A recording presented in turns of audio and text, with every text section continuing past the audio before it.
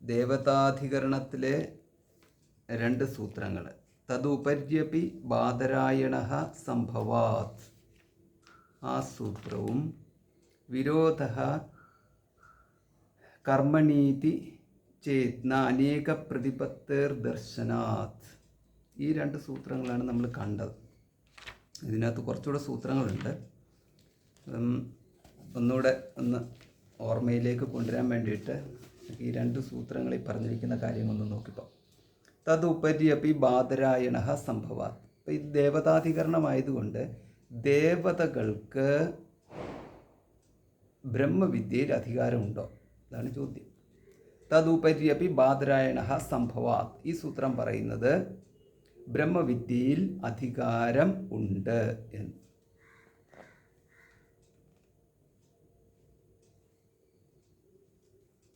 അപ്പോൾ എന്തുകൊണ്ടാണ് ബ്രഹ്മവിദ്യയിൽ അധികാരമില്ല എന്ന് സ്ഥാപിക്കുവാൻ പൂർവപക്ഷികൾ ശ്രമിക്കുന്നത്? അതൊക്കെ നമ്മൾ കാണുകയുണ്ടായി. കാരണം അവർക്ക് ഉപനയനമില്ലല്ലോ, ഇങ്ങനെയൊക്കെയുള്ള ചോദ്യങ്ങളായിരുന്നു. അപ്പോൾ അതിനെല്ലാം ഉത്തരം പറഞ്ഞു.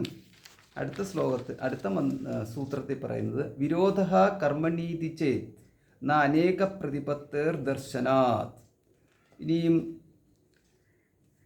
ഈ ദേവതകൾ കർമ്മണി വിരോധ, കർമ്മത്തിൽ വിരോധമുണ്ട് എന്നാണ് ഇപ്രകാരം ഒരു ആർഗ്യുമെൻ്റാണ് കൊണ്ടുവരുന്നതെങ്കിൽ അനേക പ്രതിപത്തേർ ദർശനാത്, അനേക ശരീര സ്വീകാര ശക്തി അവർക്കുള്ളതിനാൽ, ദർശനാത് ഒരേ സമയം തന്നെ അനേക ശരീരങ്ങൾ അവർക്ക് സ്വീകരിക്കാൻ സാധിക്കുന്നതായിട്ട് ശ്രുതിസ്മൃതികളിലൊക്കെ കാണുന്നുണ്ട്. അതുകൊണ്ട് ഇതൊരു പ്രശ്നമല്ല എന്ന് സാരം. ഇതിനകത്തൂടെ നമുക്ക് മനസ്സിലാക്കാൻ സാധിക്കുന്നത് ഈ ദേവതകൾക്ക് ഉള്ള വിശേഷാധികാരം. നമ്മൾ സാധാരണഗതിയിൽ കേട്ടിരിക്കുന്ന മുഴുവനും ദേവതകൾക്ക് കർമാധികാരമില്ല എന്നുള്ളത് കേട്ടിട്ടുണ്ട്. അപ്പോൾ ഈ കർമാധികാരം ദേവതകൾക്കില്ലാത്തത് എന്തുകൊണ്ട് എന്ന്, കർത്തൃത്വാഭിമാനം ഇല്ലാത്തത് കൊണ്ടാണോ അതോ മറ്റേതെങ്കിലും കാരണമാണോ? പക്ഷെ ഇവിടെ പറഞ്ഞിരിക്കുന്ന റീസണ് ഒരു പ്രത്യേക തരത്തിലുള്ളതാണ്. അതായത് ഈ കർമാധികാരത്തിന് നമ്മൾക്ക് ഈ ദേവതകളെ ഉദ്ദേശിച്ചുകൊണ്ടാണല്ലോ നമ്മൾ ഹവിസർപ്പിക്കുന്നത്. ഇന്ദ്രായ സ്വാഹ, വരുണായ സ്വാഹ എന്നൊക്കെ പറഞ്ഞുകൊണ്ടുള്ള അഗ്നേയ സ്വാഹ എന്നൊക്കെ പറയുമ്പോൾ ഈ ദേവതകൾ ആരെ അർപ്പിച്ചുകൊണ്ട്, ആരെ ഉദ്ദേശിച്ചുകൊണ്ട് കർമ്മം ചെയ്യണം? അതായത് ദേവതകൾക്ക് അവർക്കുപരിയായിട്ട് മറ്റൊരു ദേവന്മാരില്ല. അതുകൊണ്ട് മറ്റൊരാളെ ഉദ്ദേശിച്ചുകൊണ്ട് ഇവർക്ക് ഈ കർമ്മം ചെയ്യേണ്ട ആവശ്യമില്ല. അതുകൊണ്ടാണ് അവർക്ക് ആ കർമാധികാരം ഇല്ലാത്തത് എന്ന്. അപ്പോൾ ഇതിനകത്തൂടെ നമുക്ക് ഒരുപാട് ഈ പുരാണങ്ങളിലെ കഥകളൊക്കെ കാണാം. അപ്പം കർമാധികാരം ഉണ്ടെങ്കിൽ മാത്രമേ കർമ്മഫലം സിദ്ധിക്കുകയുള്ളൂ. അങ്ങനെ കർമ്മഫലം സിദ്ധിക്കുന്നത് കാരണം ആണല്ലോ നമ്മുടെ പ്രശ്നം. അപ്പം കർമ്മഫലം സിദ്ധിക്കുന്നത് കാരണം നമ്മൾ അങ്ങനെ സത്കർമ്മങ്ങൾ ചെയ്തുകൊണ്ടിരിക്കുമ്പോൾ നമുക്ക് സത്ഫലങ്ങൾ കിട്ടുന്നു. ദുഷ്കർമ്മങ്ങൾ എന്തെങ്കിലും ഇടയ്ക്കൊന്ന് വന്നു പറ്റിയാൽ അതിൻ്റെ ഫലവും നമ്മൾ അനുഭവിക്കേണ്ടി വരുന്നു. അപ്പോൾ ഈ മാതിരിയുള്ള കർമ്മഫലങ്ങൾ ദേവതകളെ ബാധിക്കുമോ എന്നാണ്. അപ്പോൾ നമ്മുടെ കഥകൾ നോക്കിക്കഴിഞ്ഞാൽ പല സന്ദർഭത്തിലും ദേവതകൾക്കാണെന്നുണ്ടെങ്കിൽ ഈ മാതിരിയുള്ള എന്തെങ്കിലുമൊക്കെ സംഭവിച്ചിട്ട് അവർക്ക് ദുരിതം അനുഭവിക്കുന്ന കഥകളൊക്കെ നമുക്ക് കാണുന്നുണ്ട്. അപ്പോൾ അതൊരു പ്രത്യേക വിഷയമാണ്. അതുകൊണ്ട് നമ്മൾ ആ രീതിയിൽ അതിനെ കാണണം. അത് ചുരുക്കത്തിൽ ജരാനരകൾ, ഈ ദുർവാസാവ് മഹർഷിയുടെ ശാപം കൊണ്ട് ജരാനരകൾ ബാധിക്കുന്ന കണ്ടു. പിന്നെ അഗസ്ത്യ മഹർഷിയുടെ ശാപം കൊണ്ട് ഇന്ദ്രസ്ഥാനം തന്നെ നഷ്ടപ്പെട്ടു. ഇങ്ങനെയൊക്കെയുള്ള പല സന്ദർഭങ്ങളിൽ പല കഥകളും. പിന്നെ ച്യവന മഹർഷിയുടെ ദുശ്ച്യവനൻ എന്നുള്ള പേര് കിട്ടിയത് അങ്ങനെയാണ്. ച്യവന മഹർഷിയുടെ ശാപം. ഇങ്ങനെ പലതരത്തിലുള്ള സ്തംഭനം ഉണ്ടായി. ഇങ്ങനെ പലതരത്തിലുള്ള സംഭവങ്ങൾ നമുക്ക് ഇവിടെ കാണാൻ സാധിക്കുന്നുണ്ട്. ദേവതകളുടെ ഈ അവരെ കർമ്മഫലങ്ങൾ ബാധിക്കത്തില്ല എന്ന് നമ്മൾ പറയുമ്പോൾ പോലും ഈ മാതിരിയുള്ള അവർക്ക് ദുരിതമുണ്ടാകുന്ന തരത്തിലുള്ള അനുഭവങ്ങൾ നമുക്ക് കാണാൻ സാധിക്കുന്നുണ്ട്. അപ്പം ചുരുക്കത്തിൽ ദേവതകളെ നമ്മൾ കാണേണ്ടത് ഉത്കൃഷ്ട ജീവന്മാർ എന്നുള്ള തലത്തിൽ തന്നെ നമ്മൾ കണ്ടാൽ മതി. അതിനുപരിയായിട്ട് മറ്റൊരു തരത്തിൽ നമ്മൾ കാണേണ്ടതില്ല. അപ്പോൾ ഇതാണ് ഇതിൻ്റെ ഉദ്ദേശം. അപ്പോൾ ഇങ്ങനെ വരുമ്പോൾ ശബ്ദേ ഇതി ചേത് നാതഃ പ്രഭവാത് പ്രത്യക്ഷാനുമാനാഭ്യാം. അടുത്ത സൂത്രത്തിൽ പറയുന്നത് ശബ്ദേ, ശബ്ദത്തിൽ, ശബ്ദം എന്നിവിടെ ഉദ്ദേശിക്കുന്ന വേദത്തിലാണ്. ശബ്ദേ, അപ്പോൾ വേദത്തിൽ പറഞ്ഞിട്ടുണ്ടല്ലോ അപ്പോൾ വേദത്തിന് ശബ്ദത്തിൽ വിരോധ, മുമ്പുള്ളതിനകത്തു നിന്ന് വിരോധ കർമ്മണീതി എന്നുള്ളതിനകത്തു നിന്ന് ആ വിരോധ ഇവിടോട്ടും കൂടെ ചേർത്തിട്ട് ശബ്ദേ വിരോധ. അപ്പം വേദത്തിന് വിരോധമായിട്ട് ഇങ്ങനെ ഒരു ആർഗ്യുമെൻ്റ് കൊണ്ടുവരികയാണ്. ശബ്ദേ വിരോധ ഇതി ചേത് അതഃ പ്രഭവാത് പ്രത്യക്ഷാനുമാനാഭ്യാം. ഈ ദേവാദി സർവജഗത്ത് അതഃ പ്രഭവാത് എന്ന്. അതഃ എന്ന് പറഞ്ഞാൽ ഇവിടെ അതഃ അതിൽ നിന്ന്, പ്രഭവാത് ഉണ്ടായതുകൊണ്ട്.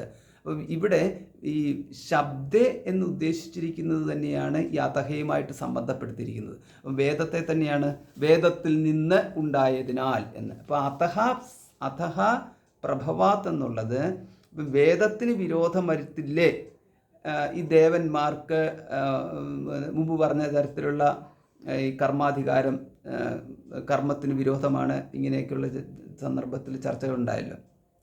അപ്പോൾ അതേമാതിരി ഈ ദേവതകൾക്ക് ഈ ഒരേ സമയം തന്നെ എല്ലായിടത്തും പ്രത്യക്ഷപ്പെടാൻ സാധ്യമല്ല. ഈ പലരും ഹവിസ് ഒരുമിച്ച് അർപ്പിച്ചു കഴിയുമ്പോൾ ആരുടെ ഹവിസ് അവർ സ്വീകരിക്കും, ഈ മാതിരിയുള്ള ചോദ്യങ്ങളൊക്കെ ഉണ്ടായില്ല. അപ്പോൾ അങ്ങനെയൊക്കെ വന്നു കഴിയുമ്പോഴാണ് നമ്മൾ കണ്ടത് ഈ ദേവതകൾക്കുള്ള ഉത്കൃഷ്ടത്വം എന്ന് പറയുന്നത് ഈ ജീവത്വത്തിൻ്റെ ഒരു ഉത്കൃഷ്ടത തന്നെയാണ് അവിടെ നിൽക്കുന്നത്, അല്ലാതെ വിശേഷകരമായിട്ടൊന്നുള്ളതല്ല. ഒരു ഉത്കൃഷ്ട ജീവന്മാരെ ദേവന്മാരെന്ന് പറഞ്ഞിരിക്കുന്നു. അപ്പോൾ അത് നമ്മൾ എല്ലായിടത്തും കണ്ടതാണ്. ജീവൻ എന്ന് പറഞ്ഞു കഴിഞ്ഞാൽ ഒന്നേ ഉള്ളൂ, പിന്നുള്ളത് പരമാത്മാവാണ്. അപ്പോൾ ഇതിൻ്റെ ഇടയ്ക്ക് കയറിയിട്ട് വേറൊന്നും വരാനില്ല. ഒന്നുകിൽ ജീവാത്മ അല്ലെങ്കിൽ പരമാത്മ. ആ ജീവാത്മാവിൽ ഉത്കൃഷ്ടത്വം ലഭിച്ചിട്ടുള്ളവരെയാണല്ലോ ദേവന്മാർ എന്ന് പറയുന്നത്. അതിനകത്താണെങ്കിൽ അത് പശുപക്ഷി മൃഗാദികളെന്ന് പറയുന്ന വിഭാഗത്തിലേക്കും വിടാം, മനുഷ്യർ വേണമെങ്കിലാവാം, പിന്നെ ദേവന്മാരെന്ന് പറയുന്നതാവാം. അപ്പോൾ അങ്ങനെയുള്ള ഒരു ഉത്കൃഷ്ട ദൃഷ്ടിയിൽ മാത്രമേ നമ്മൾ ദേവന്മാരെ കാണേണ്ടതുള്ളൂ എന്ന്. ഇനി അങ്ങനെയുള്ള ദേവന്മാർക്ക് ഒരേ സമയം തന്നെ പല ശരീരങ്ങൾ സ്വീകരിക്കുന്നു, ഈ മാതിരിയുള്ളതാണെന്നുണ്ടെങ്കിൽ അത് സാധ്യമാണ്, യോഗികൾക്കും സാധ്യമാണെന്നുള്ള രീതിയിൽ നമ്മൾ കാണുകയുണ്ടായി. എന്ന് മാത്രമല്ല ചില മന്ത്രങ്ങളിലൊക്കെ ആണെങ്കിൽ ഇപ്പം വായുര്യഥൈകോ ഭുവനം പ്രവിഷ്ട രൂപം രൂപം പ്രതിരൂപോ ബഭുവ, ഇത്തരത്തിലാണെങ്കിൽ വായു ഒന്നേ ഉള്ളെന്നുണ്ടെങ്കിലും അനേക രൂപങ്ങളിൽ പ്രത്യക്ഷമാകുന്നു തുടങ്ങിയിട്ടുള്ള മന്ത്രങ്ങൾ അവിടെയുണ്ട്. ഇനി അതല്ല എന്ന് പറയുമ്പോൾ ഇപ്പം ദേവതാസ്ഥാനത്ത് നിന്നുകൊണ്ടാണ് വായുവിനെ പറയുന്നതാണെന്നുണ്ടെങ്കിലും ഈ യോഗികൾക്ക് തന്നെ പല ശരീരങ്ങൾ ഒരേ സമയം സ്വീകരിക്കാമെങ്കിൽ പിന്നെ ദേവന്മാർക്ക് എന്താണ് സ്വീകരിക്കാൻ സാധ്യമല്ലാത്തതായിട്ടുള്ളത്. അപ്പോൾ അങ്ങനെയൊക്കെയുള്ള ഉണ്ട്. അപ്പോൾ അവിടെ എല്ലാം പറയുന്നത് ഒരു വിശിഷ്ടത്വം നമ്മൾ കൊടുക്കുന്നു. അത് സാധാരണ ബുദ്ധിക്ക് സാധ്യമല്ലാത്ത രീതിയിലാണ് അവരുടെ പോക്ക് എന്നുള്ളത്. പിന്നെ ഈ സ്ഥൂല ശരീരത്തിൻ്റെ പ്രസക്തി ഇല്ലതാനും. സ്ഥൂല ശരീരത്തിനാണ് പരിമിതത്വം ഉള്ളത്. അപ്പോൾ സ്ഥൂല ശരീരത്തിൻ്റെ പരിമിതത്വം ദേവന്മാരെ ബാധിക്കുകയില്ല. അപ്പോൾ ഇങ്ങനെയൊക്കെ പറയുമ്പോഴാണ് ഇത് വേദവിരോധമായിട്ട് വരത്തില്ലേ, ഈ തരത്തിലൊരു ചോദ്യം ഉണ്ടായി. അപ്പോൾ വേദവിരോധം എന്ന് പറഞ്ഞു കഴിഞ്ഞാൽ ഇപ്പം എന്താ, വേദത്തിൽ ദേവന്മാരെ കുറിച്ച് പറഞ്ഞിട്ടുണ്ട്. അപ്പോൾ വേദത്തിലാണല്ലോ ദേവന്മാരെ കുറിച്ച് പറഞ്ഞിരിക്കുന്നത്. അല്ലെങ്കിൽ നമുക്ക് വേദത്തിൽ പറഞ്ഞിട്ടില്ല എങ്കിൽ നമുക്ക് ദേവന്മാരുടെ അസ്തിത്വത്തെക്കുറിച്ച് അറിയാൻ വേറൊരു വഴിയുമില്ല. വേദത്തിൽ മാത്രമേ പറഞ്ഞിട്ടുള്ളൂ. അതാണ് ഇതിനകത്ത് ഏറ്റവും രസകരമായ കാര്യം. നമുക്ക് മറ്റ് പ്രമാണങ്ങളെല്ലാം ഉണ്ടല്ലോ. ഇപ്പോൾ നമ്മൾ ഈ പ്രത്യക്ഷാദി പ്രമാണങ്ങളിൽ ഒരു പ്രമാണം കൊണ്ടും ഈ വേദമൊഴിച്ചുള്ള അല്ലെങ്കിൽ അവസാനത്തെ ശബ്ദമൊഴിച്ചുള്ള ശബ്ദപ്രമാണം എന്ന് പറയുന്ന വേദം, ആ ശബ്ദപ്രമാണം ഒഴിച്ചുള്ള ഒരു പ്രമാണം കൊണ്ടും നമുക്ക് ദേവന്മാരുടെ അസ്തിത്വം നമുക്കറിയാൻ പറ്റുന്നില്ല. പിന്നെ വേറെ എന്താ ഒരു മാർഗം? അങ്ങനെയാണെന്നുണ്ടെങ്കിൽ പുരാണ ഇതിഹാസങ്ങൾ എന്നുള്ളത് പ്രയോഗം വരാം. വേദത്തിൽ പറഞ്ഞിട്ടില്ല, പക്ഷേ പുരാണങ്ങളിൽ പറഞ്ഞിട്ടുണ്ടല്ലോ, കഥകളിൽ പറഞ്ഞിട്ടുണ്ടല്ലോ. അതെല്ലാം വേദാനുസൃതം എന്ന് പറയുന്നതാണ്. വേദത്തിനെ അനുസരിച്ചിട്ട്, വേദത്തിൽ പണ്ടേ പറഞ്ഞിട്ട് വെച്ചിട്ടുള്ളത് കാരണം അതിനെ അനുസരിച്ചിട്ട് പുരാണ ഇതിഹാസങ്ങളിലൊക്കെ പറയപ്പെട്ടു. അതനുസരിച്ച് പിന്നെ നാടോടി കഥകളിലേക്കും ആൾക്കാരുടെ ഭാവനകളിലേക്കും ഒക്കെ വന്നുകൊണ്ട് അങ്ങനെ വന്നിട്ടാണെന്നുണ്ടെങ്കിൽ ഏത് മുക്കിലും മൂലയിലും നമുക്കൊരു ദേവനെ പിടിച്ചിരുത്താൻ പ്രയാസകരമില്ല എന്നുള്ള അപ്പോൾ ആ ഒരു സങ്കല്പത്തിലാണ് നമ്മൾ ഒരു വിഷ്ണുവിന് തന്നെ അനേകം സ്ഥലങ്ങളിൽ അനേകം വിഷ്ണുക്കൾ എന്നുള്ള രീതിയിൽ, ഒരു വിഷ്ണുവോ അനേകം വിഷ്ണുവോ, ഒരു കൃഷ്ണനോ അനേകം കൃഷ്ണനോ, ഇപ്പോൾ ഈ കൃഷ്ണൻ എവിടെ ഇരിക്കുന്ന കൃഷ്ണൻ ഇങ്ങനെയൊക്കെയുള്ള രീതിയിൽ. അപ്പോൾ അതിൻ്റെ ഒന്നും ആവശ്യമില്ല. അതെല്ലാം ഓരോരുത്തരുടെയും ആ സങ്കല്പത്തിനനുസരിച്ചിട്ടുള്ള രീതിയിലിരിക്കുന്ന പോലെയുള്ള സങ്കല്പങ്ങളിൽ മാത്രമാണ് അത് നിൽക്കുന്നത് എന്ന്. അപ്പോൾ ഇങ്ങനെയൊക്കെ ഉള്ളതിൽ നിന്നും വ്യത്യസ്തമായിട്ടാണോ വേദത്തിൽ പറയുന്നത് എന്ന്. വേദത്തിൽ പറഞ്ഞിരിക്കുന്ന നിത്യത്വം ദേവന്മാർക്കുണ്ട്. ആ നിത്യത്തിന് സമാനമായിട്ടാണോ നമ്മൾ ദേവന്മാർക്ക് കൊടുത്തിരിക്കുന്ന അനേക ശരീരത്വം, അനേക സ്ഥലങ്ങളിൽ ഒരേ സമയം പ്രത്യക്ഷമാകാനുള്ള കഴിവ്, ഇങ്ങനെയൊക്കെയുള്ള രീതിയിൽ ചോദ്യം ഉണ്ടാവും. ഇപ്പം പോരാത്തതിന് ഇപ്പം നമ്മൾ ഈ ക്ഷേത്രങ്ങൾ തോറും നമ്മൾ മുഖ്യ ദേവതകളെ മാറ്റി നിർത്തുക. ഇപ്പം നമ്മൾ ഈ നവഗ്രഹങ്ങളെ വെച്ചിട്ട് ഉപാസിക്കുന്ന വേണ്ടിയിട്ട് ഈ ക്ഷേത്രങ്ങൾ ഉണ്ടല്ലോ, അല്ലെങ്കിൽ അതേമാതിരി സർപ്പങ്ങളെ വെച്ചിട്ടൊക്കെ ഉണ്ട്. ഇപ്പം നവഗ്രഹങ്ങൾ, ഇപ്പം സൂര്യൻ, അതെല്ലാം ഇപ്പം രാഹു, കേതു, ഇങ്ങനെയൊക്കെ പറഞ്ഞിട്ടുള്ള ഓരോരോ മൂർത്തികൾ, ഇതെല്ലാവരും വെച്ച് ആരാധിക്കുമ്പോൾ മൂർത്തികളാണല്ലോ. അപ്പോൾ ഒരു ക്ഷേത്രത്തിലും എല്ലാ ക്ഷേത്രങ്ങളിലും ഉണ്ടല്ലോ, ഇതാണ് മിക്കവാറും എല്ലാ ക്ഷേത്രങ്ങളിലും കൂട്ടിക്കും. അപ്പോൾ എത്ര രാഹുക്കളുണ്ടാകും, എത്ര കേതുക്കളുണ്ടാകും, എത്ര ആദിത്യന്മാരുണ്ടാകും, ഇങ്ങനെയാണ് ഇതിൻ്റെ പ്രശ്നം വരുന്നത്. അപ്പോൾ ഇതിനകത്ത് ഓരോ ക്ഷേത്രത്തിലുള്ളവർക്ക് അവിടെ കൊടുക്കുന്ന പൂജ ഇവിടെ കൊടുത്തു കഴിഞ്ഞാൽ അത് ശരിയാകുമോ? അപ്പോൾ നമുക്ക് എന്താണ് ഈ ആദിത്യന് പൂജ എന്ന് പറഞ്ഞുകൊണ്ട് ഒരിടത്താണ് നമ്മൾ, ഒരു ക്ഷേത്രത്തിലാണ് നമ്മൾ സങ്കല്പിച്ച് വെച്ചിരിക്കുന്നത്, മറ്റൊരു ക്ഷേത്രത്തിൽ കൊടുത്തു കഴിഞ്ഞാൽ ശരിയാകുമോ? ഇങ്ങനെയൊക്കെയുള്ളതാണ്. ഇതൊക്കെയാണ് ബുദ്ധിഭ്രമം ഉണ്ടാക്കാൻ വേണ്ടിയിട്ട് ഒരുപാട് കാര്യങ്ങൾ ആ മേഖലയിൽ കിടപ്പുണ്ട്. അപ്പോൾ ഇതിൻ്റെയൊക്കെ യാഥാർത്ഥ്യം എന്താണെന്ന്, അതിൻ്റെ യാഥാർത്ഥ്യം എന്ന് പറയുന്നത് ക്ഷേത്രവും ക്ഷേത്രസങ്കല്പങ്ങളും ഈ മാതിരിയുള്ളതിനെക്കുറിച്ച് നമ്മൾ അധികം ചിന്തിക്കേണ്ടതില്ല. അത് ആൾക്കാരുടെ ഭാവനയ്ക്ക് വിട്ടുകൊടുത്തേക്കുക. വേദത്തിൽ പറഞ്ഞിരിക്കുന്ന ദേവന്മാരുടെ നിത്യത്വം, അതിനെക്കുറിച്ച് നമുക്കിവിടെ നോക്കാം. അതാണ് ശബ്ദേ ഇതി ചേത്. ഈ വേദത്തിൽ പറഞ്ഞിട്ടുണ്ടല്ലോ, അതിന് വിരോധം എന്നാ ശബ്ദേ വിരോധ ഇത് ചെയ്ത്. വേദത്തിൽ പറഞ്ഞിരിക്കുന്നതിന് വിരോധമുണ്ട് ദേവന്മാരുടെ നിത്യത്വത്തിൻ്റെ കാര്യത്തിൽ. അപ്പോൾ വേദത്തിൽ പറയുമ്പോൾ വേദത്തിന് നിത്യത്വമുണ്ട്. അതിനാൽ വേദത്തിൽ പറഞ്ഞിരിക്കുന്ന ദേവന്മാർക്ക് നിത്യത്വമുണ്ട്. പക്ഷെ നമ്മൾ മുമ്പ് കണ്ടതെന്ന് പറയുന്നത് ഉത്കൃഷ്ട ജീവന്മാർക്കാണ് ദേവത്വം കിട്ടുന്നതെന്ന് കണ്ടു. അങ്ങനെ ഉത്കൃഷ്ട ജീവന്മാർക്ക് ദേവത്വം കിട്ടുമ്പോൾ ആ ദേവത്വം വന്നു പോകുന്ന ദേവത്വമാണല്ലോ. അതായത് ഉത്കൃഷ്ടത പ്രാപിക്കുമ്പോൾ ജീവൻ കർമ്മഫല ഉപാസനയുടെയും കർമ്മഫലത്തിൻ്റെയും ഫലമായിട്ട് ഉത്കൃഷ്ടതയെ പ്രാപിക്കുമ്പോൾ അവർക്ക് ദേവത്വം കിട്ടും. പിന്നീട് അതിൻ്റെ പുണ്യക്ഷയത്താൽ ആ പുണ്യക്ഷയത്തിൽ സമയം എത്തുമ്പോൾ കാലേ വിനശ്യതി എന്നുള്ളതിലേക്കും വരുന്നുണ്ട്. മഹാകാലത്തിലോ അല്ലെങ്കിൽ കാലത്തിൽ എന്ന് പറഞ്ഞാൽ പ്രളയകാലത്തിൽ വരുന്നു. ഇതിനെയൊക്കെ നമുക്ക് സംഭവിക്കാം. ഇതിനെയൊക്കെ സംഭവിക്കുമ്പോൾ അവിടെ ഇപ്പോൾ ഈ വേദത്തിൽ ദേവന്മാർക്ക് നിത്യത്വം പറഞ്ഞിരിക്കെ ഇവിടെ ദേവന്മാർക്ക് വിനാശ എന്ന് പറയുമ്പോൾ നമുക്കതിനകത്ത് ഒരു ഇല്ലായ്മ, അവരുടെ ഒരു ഇല്ലായ്മയോ ഒരു സ്ഥാനഭ്രംശമോ ഒക്കെ കാണുന്നുണ്ടല്ലോ. അതിന് വിരോധം വരത്തില്ല എന്നുള്ളതാണ് ഇവിടുത്തെ സംശയം, ചോദ്യമൊക്കെ. അതാണ് ശബ്ദൈതി ചേത് അതഃപ്രഭവാത് പ്രത്യക്ഷാനുമാനാഭ്യാം. അത് പ്രത്യക്ഷ അനുമാനാഭ്യാം എന്ന് പറഞ്ഞാൽ പ്രത്യക്ഷം കൊണ്ടും അനുമാനം കൊണ്ടും. അപ്പോൾ ഇവിടുത്തെ പ്രത്യക്ഷം എന്ന് പറയുന്നത് ദേവന്മാരുടെ വിഷയമായതുകൊണ്ട് പ്രത്യക്ഷം എന്ന് പറയുന്നത് നമ്മുടെ ഇന്ദ്രിയ പ്രത്യക്ഷം എന്നുള്ള അർത്ഥം എടുക്കരുത്. പകരം ഇവിടുത്തെ പ്രത്യക്ഷം എന്ന് പറഞ്ഞാൽ ശ്രുതി തന്നെയാണ്, അല്ലാതെ മറ്റൊരർത്ഥത്തില്ല. അതുകൊണ്ട് പ്രത്യക്ഷ അനുമാനാഭ്യാം എന്ന് പറഞ്ഞു കഴിഞ്ഞാൽ ശ്രുതിയെന്നും സ്മൃതിയെന്നുമേ അർത്ഥം ഇവിടെ എടുക്കാവൂ. എന്തുകൊണ്ടെന്ന് പറഞ്ഞാൽ ദേവന്മാരെ കാര്യമാണ് പറയുന്നത്. ദേവന്മാർ പ്രത്യക്ഷത്തിനും അനുമാനത്തിനും വിധേയമാകുന്നതല്ല. സാധാരണ പ്രത്യക്ഷത്തിനും, അതായത് ചക്ഷുരാദി പ്രത്യക്ഷ വിധേയമായിട്ടുള്ള, അല്ലെങ്കിൽ അതിനെ മാത്രം ആശ്രയിച്ചുകൊണ്ടുള്ള അനുമാനത്തിനും. അതുകൊണ്ടാണ് ചക്ഷുരാദി പ്രത്യക്ഷങ്ങൾ ഇല്ലയെന്നുണ്ടെങ്കിൽ പിന്നെ അനുമാനത്തിന് പ്രസക്തിയില്ല. അപ്പം ഈ രണ്ടെണ്ണവും അല്ല ഇവിടുത്തേത് ഉദ്ദേശിച്ചിരിക്കുന്നത്. പകരം ഇവിടെ എടുക്കേണ്ടത് ശ്രുതിയെന്നും സ്മൃതിയെന്നും എടുക്കണം. കാരണം ദേവന്മാരെ കുറിച്ച് പറഞ്ഞിട്ടുള്ളതിനാൽ അതാണ്. അപ്പോൾ അതുകൊണ്ട് ശ്രുതി സ്മൃതികളിൽ അതറിയുന്നത് എങ്ങനെയാണ്?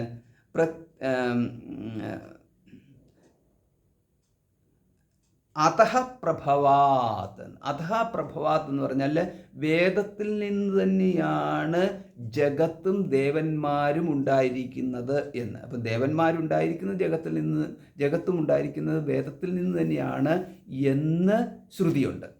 അപ്പോൾ അതുകൊണ്ട് വേദത്തിൽ നിന്ന് തന്നെയാണ് ഉണ്ടായിരിക്കുന്നത്, വേദത്തിന് നിത്യത്വമുണ്ട്, അതുകൊണ്ട് ദേവന്മാർക്കും അതിനാൽ തന്നെയുള്ള നിത്യത്വം ഉണ്ട് എന്ന്. അപ്പം ദേവന്മാർക്ക് ഇപ്രകാരം നിത്യത്വം ഇവിടെ പറഞ്ഞിരിക്കെ നമ്മൾ ഉത്കൃഷ്ട കർമ്മഫലം കൊണ്ടാണ്, അതുകൊണ്ട് ദേവത്വത്തിന് നാശമുണ്ട് എന്ന രീതിയിലും നമ്മൾക്കൊരു ചർച്ചയുണ്ടായി. അപ്പോൾ ഇങ്ങനെ വരുമ്പോൾ ഇവിടെ എന്ത് സമാധാനമാണ് കൊടുക്കാൻ പോകുന്നത്?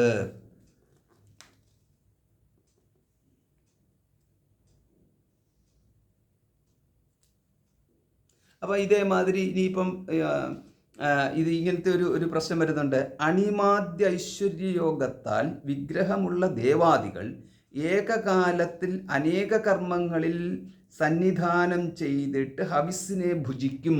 അതായത് പല ദേവതകൾ, ഒരു ദേവത പല രൂപത്തിൽ അനേക രൂപങ്ങളിൽ ഏകകാലത്ത് ഹവിസ്സിനെ ഭുജിക്കുവാൻ വേണ്ടിയിട്ട് പല സ്ഥലങ്ങളിൽ ഒരുപോലെ പ്രത്യക്ഷപ്പെടുന്നു എന്ന് വിചാരിക്കുക. എല്ലായിടത്തും ഇന്ത്യയിൽ മറ്റൊരിടത്തേക്കും പോകാണ്ട് ഇന്ത്യയുടെ കന്യാകുമാരി തൊട്ട് കാശ്മീർ വരെയുള്ളിടത്തെല്ലാം ഒരേ സമയം തന്നെ ഈ യജ്ഞം നടത്തുകയാണ്. മിക്കവാറും അങ്ങനെയാണല്ലോ നടക്കുന്നുണ്ടല്ലോ. അങ്ങനെ വരുമ്പോൾ എവിടുത്തെ എല്ലായിടത്തും ഒരുപോലെ പോയിട്ട് ഭുജിക്കണമെങ്കിൽ എല്ലായിടത്തും ഓരോരോ രൂപം സ്വീകരിച്ചുകൊണ്ടെത്താം. ഇങ്ങനെയുള്ളൊരു പ്രശ്നം വരത്തില്ലേ? ഏകകാലത്തിൽ അനേക കർമ്മങ്ങളിൽ സന്നിധാനം ചെയ്ത് ഹവിസ്സിനെ ഭുജിക്കും എന്നു വന്നാലും വേദപ്രാമാണ്യത്തിന് ഹാനി നേരിടും. ശരീരമുള്ളവർക്കെല്ലാം ജനനവും മരണവും ഉണ്ടെന്ന് വേദസിദ്ധമാകയാൽ നമ്മളെപ്പോലെ ശരീരമുള്ള ദേവന്മാർക്കും ജനന മരണം ഉണ്ടെന്ന് പറയേണ്ടി വരും. ഇതൊക്കെയാണ് പൂർവപക്ഷ സംശയങ്ങൾ കൊണ്ടുവരികയാണ്. അങ്ങനെ വരികയില്ലെങ്കിൽ ശബ്ദത്തിനും അർത്ഥത്തിനും നിത്യസംബന്ധം ഉണ്ടെന്നും അതിനാൽ വേദം സ്വയം പ്രമാണമാണെന്നും പറഞ്ഞതിന് വിരോധം നേരിടും. അതായത് ഇപ്പോൾ ഈ അനേക രൂപങ്ങൾ ദേവന്മാർ ഒരേ സമയം എടുക്കുന്നു എന്ന് പറഞ്ഞു കഴിഞ്ഞാൽ ഇന്ദ്രഹ എന്ന് പറയുന്നത് ഒരു ദേവനായിട്ടാണ് വേദത്തിൽ പറഞ്ഞിരിക്കുന്നത്. അനേകം ശരീരങ്ങളോട് കൂടിയിട്ടുള്ള ഒരു ഇന്ദ്രൻ എന്നുള്ള രീതിയിലൊന്നുള്ള പ്രയോഗങ്ങൾ അവിടെ ഇല്ലല്ലോ. ഈ പ്രകാരം ഇങ്ങനെ വരുമ്പോൾ നമുക്ക് അതെങ്ങനെയാണ് സാധ്യമാകുന്നതെന്ന്. അപ്പോൾ അതിന് മറുപടി എന്ന് പറയുന്നതാണ്, അനേക ശരീരങ്ങളെന്ന് പറയുന്നത് സ്ഥൂല ശരീര അഭിമാനികൾക്കാണ് ഈ അനേക ശരീരങ്ങളെന്ന് പറഞ്ഞിരിക്കുന്നത്. പിന്നെ ദേവന്മാരെ കുറിച്ച് ഈ ശ്രുതിഹാനിയല്ല ഇവിടുത്തെ ദേവന്മാരെ കുറിച്ച് ദേവന്മാരുടെ നിത്യത്വം എന്ന് പറയുന്നത് സ്ഥാപിച്ചിരിക്കുന്നത് വേദത്തിലാണ്. അതുകൊണ്ട് അനിത്യത്വം അവിടെ പറയുക സാധ്യമല്ല. അത് ചോദ്യം വരുന്നത് ഇങ്ങനെയാണ്, എങ്ങനെയാണ് നിങ്ങൾക്കത് പറയാൻ സാധിക്കുക? അപ്പോൾ അതിന് പറയുന്നത് ഇതാണ്. അതായത് ഈ ഗോത്വം എന്ന് പറഞ്ഞു കഴിഞ്ഞാൽ പശുവിൽ യാതൊന്ന്, പശു നമ്മുടെ മലയാളത്തിലുള്ള പശുവിന് യാതൊന്നുണ്ടോ അത് ഗോവിലിന് യാതൊത്വമുണ്ടോ അത് ഗോത്വം. അപ്പം ഗോത്വം ഏതൊന്നിനുണ്ടോ അത് ഇങ്ങനെയാണ് പറയുന്നത്. അപ്പം ഗോത്വം എന്ന് പറയുന്നതിനൊരു നിത്യത്വമുണ്ട്. ആ ഗോത്വം യാതൊന്നിനുണ്ടോ അത് ഗൗ എന്ന് പറഞ്ഞു കഴിഞ്ഞാൽ ആ ഗൗവിൻ്റെ ഉത്പത്തി വിനാശങ്ങൾക്കനുസരിച്ച് ഗോത്വത്തിൻ്റെ ഉത്പത്തി വിനാശങ്ങൾ ഉണ്ടാകുന്നില്ല. ഗോ എന്ന് പറയുന്നത് ഒരു വ്യക്തിയാണ്, ഗോത്വം എന്ന് പറയുന്നത് ജാതി സംബന്ധമായിട്ടാണ്. അപ്പോൾ ഇവിടെ നിത്യത്വം നിൽക്കുന്നത് ഗോത്വം എന്നതിനകത്താണ്. നിത്യത്വം നിൽക്കുന്നത് ഒരു വ്യക്തിയായിട്ടുള്ള ഗോ എന്നതിലല്ല. അതായത് ഗോത്വം ഉണ്ടെങ്കിലേ ഗോ ഉള്ളൂ. ഗൗ ശബ്ദം എന്ന് പറയുന്ന പശു. അപ്പം ഗോത്വം ഉണ്ടെങ്കിൽ ഗൗ ഉണ്ട്. ഒരു ഗൗ എന്ന് പറയുമ്പോൾ അതൊരു വ്യക്തിയാണ്. ഒരു പശു ജനിച്ചു, അതുകൊണ്ട് ജനിച്ചു, ജീവിച്ചു, മരിച്ചു എന്ന് പറയുന്നതോടുകൂടി ഗൗ ആണ് ജനിച്ചു മരിക്കുന്നത്, ഗോത്വം അല്ല. കാരണം ഗോത്വം എന്ന് പറയുന്നതിനകത്ത് ഏകമാണ് ഗോത്വം. എവിടെയെല്ലാം ഗോത്വമുണ്ടോ എവിടെയെല്ലാം ഗൗ ഉണ്ട് എന്ന് നമുക്ക് പറയാൻ സാധിക്കത്തുള്ളൂ. പക്ഷേ ഗോത്വം എന്ന് പറയുന്നതിൻ്റെ നിത്യത്വം നിൽക്കുന്നത് ഒരു ഗോവിനിൽ ആശ്രയിച്ചിട്ടല്ല എന്ന്. അപ്പോൾ ഇങ്ങനെയുള്ള അവിടെ നിത്യത്വം കൊടുത്തിരിക്കുന്ന ഗോത്വത്തിനാണ്, അല്ലാതെ ഒരു വ്യക്തിക്കല്ല. ഇതേപോലെ എടുക്കണം. ഇന്ദ്രൻ എന്ന് പറയുന്നത് ഇന്ദ്രസ്ഥാനമാണ്. അതിലേക്ക് ഏതൊരു ജീവാത്മാ പ്രവേശിച്ചു കഴിഞ്ഞാലും ഇന്ദ്രൻ എന്ന സ്ഥാനത്തേക്ക് നിൽക്കുന്നു. പിന്നീട് കർമ്മഫലക്ഷയം എന്ന് പറയുന്ന ഒന്നുണ്ടല്ലോ. അപ്പോൾ ആ പുണ്യക്ഷയത്താൽ ഇന്ദ്രത്വം പോയി കഴിയുന്ന ജീവന് അവിടെ നിന്ന് മാറുന്നു, മറ്റൊരു ജീവൻ ആ സ്ഥാനത്തിലേക്ക് കടന്നു വരുന്നു എന്ന്. അപ്പോൾ ഇന്ദ്രത്വത്തിന് സ്ഥായീ ഭാവമുണ്ട്. പക്ഷേ ഈ ജീവാത്മാക്കളുടെ പുണ്യപാപങ്ങൾക്കനുസരിച്ചിട്ടുള്ള ഗതികൾക്ക് അവിടെ അനുസരിച്ചിട്ട് അവർ വന്നു പോയിക്കൊണ്ടിരിക്കുന്നു. അവരുടെ പുണ്യപാപങ്ങൾക്കനുസരിച്ച് അവർ വന്നു പോയിക്കൊണ്ടിരിക്കുന്നു. അതുകൊണ്ട് ഒരു വ്യക്തി അല്ല ഇന്ദ്രൻ എന്ന് പറയുന്നത്, പകരം അതൊരു സ്ഥാനമാണ്. അപ്പോൾ ഇന്ദ്രന് അതേമാതിരി സ്ഥാനമാണെന്നുണ്ടെങ്കിൽ ബാക്കിയുള്ള എല്ലാ ദേവതകൾക്കും ഇതേമാതിരി നമ്മൾ കണ്ടുകൊള്ളണം എന്ന്. വായു എന്ന് പറയുന്നത് വായു ഒരു സ്ഥാനമാണ്. ഏതൊരു ജീവാത്മാ ഈ പുണ്യപാകത്താൽ ആ സ്ഥാനത്തിലേക്ക് എത്തുന്നുവോ അപ്പോൾ വായു ശരീരാഭിമാനിയായിട്ട് വായു ശരീരാഭിമാനി ദേവതയായിട്ട് ഈ ജീവാത്മാ മാറുന്നു. ആ ദേവതാഭിമാനി, അപ്പോൾ അവിടെ പിന്നെ ദേവതാഭിമാനിയാണ്. ആ ദേവതാഭിമാനിയായിട്ട് എന്തെല്ലാം തരത്തിലുള്ള കർമ്മങ്ങളാണോ ഭോഗങ്ങളാണോ പറയപ്പെട്ടിരിക്കുന്നത് അത് മുഴുവനും അതിൽ കൂടെ കടന്നു പോകുന്നു എന്ന്. ആ അഭിമാനിയായ ദേവതയായിക്കൊണ്ട് അതുവഴി പോകുന്നു. അതാണ് അപ്പോഴാണ് പറയുന്നത് കർമ്മബദ്ധരായിട്ട് അവരും പോകുന്നു എന്ന്. പുണ്യപാപങ്ങൾ എന്തൊക്കെ അവിടെ പറയപ്പെട്ടുവോ അത് കിട്ടിക്കൊണ്ടിരിക്കുന്നു. അതിൻ്റെ ഇടയ്ക്ക് അങ്ങനെ പോയിക്കൊണ്ടിരിക്കുക. അത് തീർത്തും യാന്ത്രികമെന്നും പറയാൻ പറ്റത്തില്ല. കാരണം നമ്മൾ ഇടയ്ക്ക് കാണുകയുണ്ടായി ഇന്ദ്രന് ഈ അഗസ്ത്യ മഹർഷിയെ ചവിട്ടുകൊണ്ട് ശപിക്കുന്നു, അതനുസരിച്ച് പോകുന്നു, പിന്നെ പ്രായശ്ചിത്തം ചെയ്യുന്നു. ഈ മാതിരിയുള്ള ലീലാവിലാസങ്ങളൊക്കെയും കൂട്ടത്തിൽ നടക്കുകയും ചെയ്യും. അപ്പോൾ അങ്ങനെ നടക്കുമ്പോഴാണ് പലതും ഉണ്ടല്ലോ. ഇപ്പം വായുദേവന് ആഞ്ജനേയ സ്വാമിയുടെ താടിയല്ലി ഇന്ദ്രൻ തകർത്തതിനകത്ത് ക്രുദ്ധനായിട്ടുടൻ തന്നെ ഈ സർവപ്രാണങ്ങളെയും ഉപസംഹരിച്ചുകൊണ്ട് രഹസ്യസ്ഥാനത്തേക്ക് പോയിരിക്കുകയും ജീവികൾക്കെല്ലാം പ്രാണൻ നഷ്ടപ്പെട്ട് നിൽക്കുന്ന ഒരു സ്ഥിതിയൊക്കെ ഉണ്ടായി. അപ്പോൾ ആ മാതിരിയുള്ള സംഭവങ്ങളുണ്ടായി. അങ്ങനെയുള്ള വിശേഷ സംഭവങ്ങൾ സാധ്യമാകുന്ന തരത്തിലാണ് ദേവതകളുടെ സ്ഥിതി എന്നുള്ളത്. അല്ലാതെ അതൊരു യാന്ത്രികമായിട്ടുള്ള ഒരു പ്രക്രിയയാണ് ദേവത്വം എന്ന് നമ്മൾ വിചാരിക്കേണ്ടതില്ല എന്ന്. ഇപ്പോൾ നദി ഒഴുകുന്നു, നദിക്കൊരു യാന്ത്രികതയുണ്ട്, ജീവത്വമില്ല, ഈ തരത്തിലുള്ള ബുദ്ധിയാണല്ലോ നമുക്കുള്ളത്. അതേപോലെ വായു പ്രവഹിക്കുന്നു. വായുവിനാണെങ്കിലും ഒരു പ്രകൃതിയുടെ ഭാഗമായിട്ട് അതിന് ജഡത്വമാണുള്ളത്, അല്ലാതെ ജീവത്വമല്ല എന്ന രീതിയിൽ നമ്മുടെ ഒരു ദൃഷ്ടി വന്നിരിക്കുന്നു. പക്ഷേ അത് അപ്രകാരമല്ല. ഇവിടെ ദേവത എന്ന് പറഞ്ഞാൽ ദേവതയ്ക്ക് സ്വേച്ഛാശക്തിയുണ്ട്, സ്വേച്ഛാനുസരണം ഉള്ള ഗതിക്കുള്ള ശക്തിയുണ്ട് എന്ന് സാരം. അതുകൊണ്ടാണ് ദേവതയ്ക്ക് പ്രസാദിക്കാൻ സാധിക്കുന്നു, ക്രുദ്ധിക്കാൻ സാധിക്കുന്നു, നിഗ്രാനുഗ്രഹ ശക്തിയോടുകൂടി സാധിക്കുന്നു.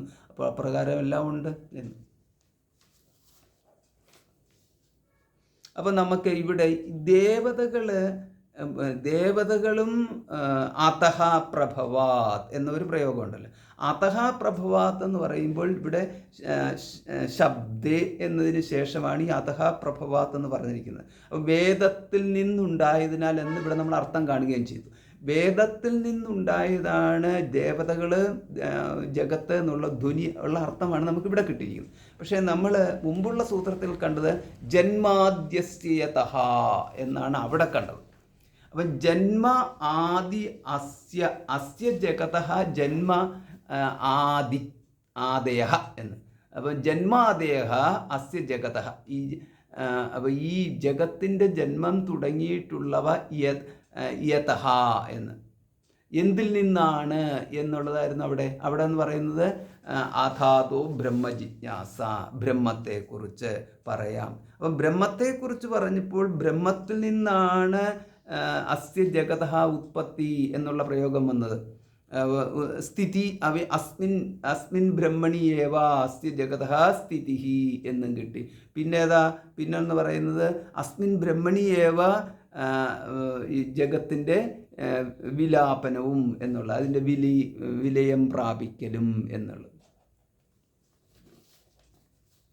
അപ്പോൾ അസ്യ ബ്രഹ്മണ അസ്യ ജഗതഃ വിലാപനമപി അസ്മിൻ ബ്രഹ്മണി ഏവ എന്നുള്ള രീതിയിൽ നമുക്ക് കാണുകയുണ്ടായി. അപ്പോൾ അങ്ങനെ ഉത്പത്തി സ്ഥിതി പ്രളയ ഹേതുവായിട്ട് ബ്രഹ്മത്തെ അവിടെ കാണുകൊണ്ടിരിക്കുക. നമുക്ക് ആദ്യത്തെ വാക്കെടുക്കാം, ഉത്പത്തി.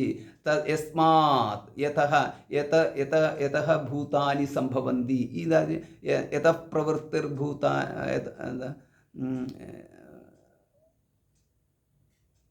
യഥപ്രവൃത്തി ഭൂതാനിന്നോ ഇപ്പോൾ എവിടെ നിന്നാണോ ഈ ഭൂതങ്ങളെല്ലാം ഉണ്ടായത്.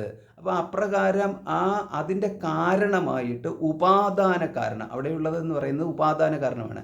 അപ്പോൾ ഈ ജഗത്തിൻ്റെയും ഉപാദാന കാരണം എന്ന് പറയുമ്പോൾ അതിനകത്തുള്ള സർവത്തിൻ്റെയും കൂടി ഉപാദാന കാരണമായിട്ടാണ് അവിടെ പറഞ്ഞിരിക്കുന്നത്. പക്ഷെ ഇവിടത്തേക്ക് വന്നു കഴിയുമ്പോൾ വേദത്തിൽ നിന്നാണ് എന്നുള്ള പറച്ചിൽ വരുമ്പോൾ എന്താണ് അവിടെ ഉദ്ദേശിച്ചിരിക്കുന്നത്? അവിടെ ഒരു വ്യത്യാസമുണ്ട്. ആ വ്യത്യാസം എന്ന് പറയുന്നത് ഇതാണ്. അതായത് ഈ വേദം എന്നവിടെ ഉദ്ദേശിച്ചുകൊണ്ടിരിക്കുന്നത് ജ്ഞാനത്തെയാണല്ലോ. അപ്പം ജ്ഞാനം ആണ് സൃഷ്ടി വൈചിത്ര്യങ്ങൾക്ക് കാരണം എന്ന് പറയുന്നത് ജ്ഞാനമാണ്. അപ്പം ജ്ഞാനമെന്ന് പറഞ്ഞു കഴിഞ്ഞാൽ ഇപ്പം എന്താണ് ജ്ഞാനം? ഒന്നിനെ മറ്റൊന്നിൽ നിന്ന് വേർതിരിക്കുന്നതാണ് ജ്ഞാനം. അതൊരു ജ്ഞാനമാണല്ലോ. എല്ലാത്തിനെയും ഒന്നായി കാണുന്നത് ജ്ഞാനമാണെന്നുള്ള സർവം ഖൽവിദം ബ്രഹ്മ എന്നുള്ള ജ്ഞാനമാണ് നമ്മൾ കാണുകണ്ടേ. ഇനി അതല്ല, ബാക്കിയുള്ള ജ്ഞാനം എന്താ? അത് സർവ്വതും ബ്രഹ്മമാണെന്ന് കാണുന്ന ജ്ഞാനം, ആ ജ്ഞാനം നമുക്ക് മാറ്റിവെച്ചു കഴിഞ്ഞാൽ ഒന്നിനെ മറ്റൊന്നിൽ നിന്ന് വേർതിരിക്കുന്നത് ജ്ഞാനം തന്നെയാണ്. അങ്ങനെ സർവത്തിനെയും നാനാവിധമാക്കി നാനാഭേദങ്ങളോട് കൂടിയിട്ടുള്ള വിചിത്രമായ രീതിയിൽ ചിത്രീകൃതമാക്കപ്പെട്ട ഒരു ലോകത്തിൻ്റെ പ്രപഞ്ച അവതരണം എന്ന് പറയുന്നതും ജ്ഞാനത്താൽ മാത്രം സാധ്യമായിട്ടുള്ളതാണ്. അവിടെ നിന്ന് ജ്ഞാനം എന്ന് പറഞ്ഞു കഴിഞ്ഞാൽ ഭേദകൽപ്പനകൾക്കെല്ലാം ഉണ്ടല്ലോ ജ്ഞാനം. അപ്പോൾ അതെങ്ങനെയാണ് ഈ ഭേദകൽപ്പന എന്ന് പറഞ്ഞാൽ എങ്ങനെയാണ് എന്ന് പറഞ്ഞാൽ അവിടെ ഈ വേദം എന്ന് പറഞ്ഞു കഴിഞ്ഞാൽ ജ്ഞാനമാണ്. ആ ജ്ഞാനം സ്ഥിതി ചെയ്യുന്നത് ബ്രഹ്മാവിൻ്റെ ആണ്. അപ്പോൾ ബ്രഹ്മാവ് സൃഷ്ടിക്ക് വേണ്ടിയിട്ട് ആശ്രയിച്ചിരിക്കുന്നത് വേദത്തെയാണല്ലോ. അപ്പോൾ എങ്ങനെയാണ് ബ്രഹ്മാവ് സൃഷ്ടിക്ക് വേണ്ടിയിട്ട് വേദത്തെ ആശ്രയിക്കുന്നു പറയുന്നത്? അപ്പോൾ ജ്ഞാനം, വേദം, അത് ശബ്ദം, ഇതെല്ലാം ഒന്നിച്ച് തന്നെ പോകും. അങ്ങനെ വരുമ്പോൾ സൃഷ്ടി കൽപ്പന നടത്തിയത് ഇങ്ങനെയാണ്: ഏതേ അസൃഗ്രമിന്ദവസ്ഥിരഃ പവിത്രമാശവഃ വിശ്വാന്യഭിസൗഭഗാഃ. ഒരു മന്ത്രം. എന്നീ മന്ത്രപദങ്ങളെ സ്മരിച്ചുകൊണ്ട് ബ്രഹ്മാവ് ദേവാദികളെ സൃഷ്ടിച്ചു എന്ന്. അതായത് ബ്രഹ്മാവിൻ്റെ മനസ്സിൽ ഇങ്ങനെ നമുക്ക് വിചാരിക്കാം, ബ്രഹ്മാവിൻ്റെ മനസ്സിൽ ഒരു സങ്കല്പം ഉണ്ടാകുമ്പോൾ ആ സങ്കല്പമാണ് സൃഷ്ടിയായിട്ട് വരുന്നത്. ഓക്കെ, ബ്രഹ്മസങ്കല്പം സൃഷ്ടിയായിട്ട് വരുന്നു. അപ്പം ബ്രഹ്മാവിൻ്റെ മനസ്സിലെ സങ്കല്പം എന്ന് പറയുമ്പോഴെന്താ? സങ്കല്പം എന്ന് പറയുമ്പോൾ ആ സങ്കല്പത്തിൽ ഒരു ശബ്ദമുണ്ട്, ആ ശബ്ദത്തിനൊരർത്ഥവുമുണ്ട്. അപ്പോൾ ആ ശബ്ദവും അർത്ഥവും തമ്മിലുള്ളൊരു അഭേദതയുണ്ട്. അപ്പോൾ ഇതിനാൽ എന്താണോ ശബ്ദം അതനുസരിച്ചിട്ടാണ് അർത്ഥം എന്ന് പറയുന്നത്, അതനുസരിച്ചിട്ടാണ് ഈ പ്രപഞ്ച സൃഷ്ടി ഉണ്ടായിട്ട് നിൽക്കുന്നത്. അപ്പോൾ അതാണ് ഈ പറഞ്ഞിരിക്കുന്ന ശബ്ദങ്ങൾ ഏതാണെന്ന് നോക്കിയാൽ മതി, അതിൻ്റെ അർത്ഥം നമ്മൾ കാണുമ്പോൾ അതെന്താണെന്ന് നമുക്ക് മനസ്സിലാക്കാം. അപ്പോൾ ഏതേ ഇവർ എന്നർത്ഥമുള്ള പദം സർവനാമമായതുകൊണ്ട് ദേവന്മാരെ ഓർമ്മപ്പെടുത്തി. അതുകൊണ്ട് ഏതേ എന്നോർത്തുകൊണ്ട് ദേവന്മാരെ സൃഷ്ടിച്ചു എന്ന്. അപ്പോൾ ആദ്യത്തെ പ്രയോഗം ഏതേ എന്നുള്ള സർവനാമത്തിൻ്റെ സ്മരണയാൽ ദേവന്മാരെ സൃഷ്ടിച്ചു. ഇതൊരു മന്ത്രമാണ്. ഏതേ അസൃഗ്രം. അസൃക് എന്ന് പറയുന്നത് രക്തം. അസൃക്ക് അതിൽ രക്തമാംസാദി പ്രധാനമായ ശരീരത്തിൽ രമന്തേ. അപ്പോൾ അതുകൊണ്ടാണ് അസൃഗ്രം എന്ന് പറഞ്ഞിരിക്കുന്നത്. അസൃക്ക് എന്ന് പറഞ്ഞിരിക്കുന്നത് രക്തം. അപ്പോൾ അങ്ങനെയാണ് അസൃഗ്രം എന്നുള്ള ഒരു പദം കിട്ടിയത്. രമതി എന്നുള്ളത് രക്തമാംസാദികളോടുകൂടിയ ശരീരത്തിൽ രമിക്കുന്നവർ, അത് ശരീരം കൊണ്ട് ജീവിക്കുന്നവർ, ശരീരത്തോടുകൂടി ഇരിക്കുന്നവർ എന്നേ അർത്ഥം അവിടെ ഉള്ളൂ. ശരീരം കൊണ്ട് രമിക്കുന്നു പറഞ്ഞു കഴിഞ്ഞാൽ നമ്മുടെ ശരീരമാണ് നമുക്ക് ആശ്രയം. ഈ ശരീരം നല്ല ശരീരമാണെങ്കിൽ നമ്മൾ സന്തോഷിക്കും, ശരീരം നല്ലതല്ലെന്നുണ്ടെങ്കിൽ നമ്മൾ വിഷമിക്കും. അതുകൊണ്ടാണ് നമ്മുടെ ശരീരത്തിലാണ് നമുക്ക് രമണമുള്ളത് എന്നുള്ളത്. അല്ലാതെ പരശരീരം അല്ല അവിടെ ഉദ്ദേശിച്ചിരിക്കുന്നത്. അവനവൻ്റെ തന്നെ ശരീരമാണ്. അവനവൻ്റെ ശരീരം അവനവൻ്റെ നല്ല ഒരു ഭോഗ്യ ആയതനമാണ് ശരീരം എന്ന് പറയുന്നത്. ഇങ്ങനെയൊക്കെയാണ് പറഞ്ഞിരിക്കുന്നത്.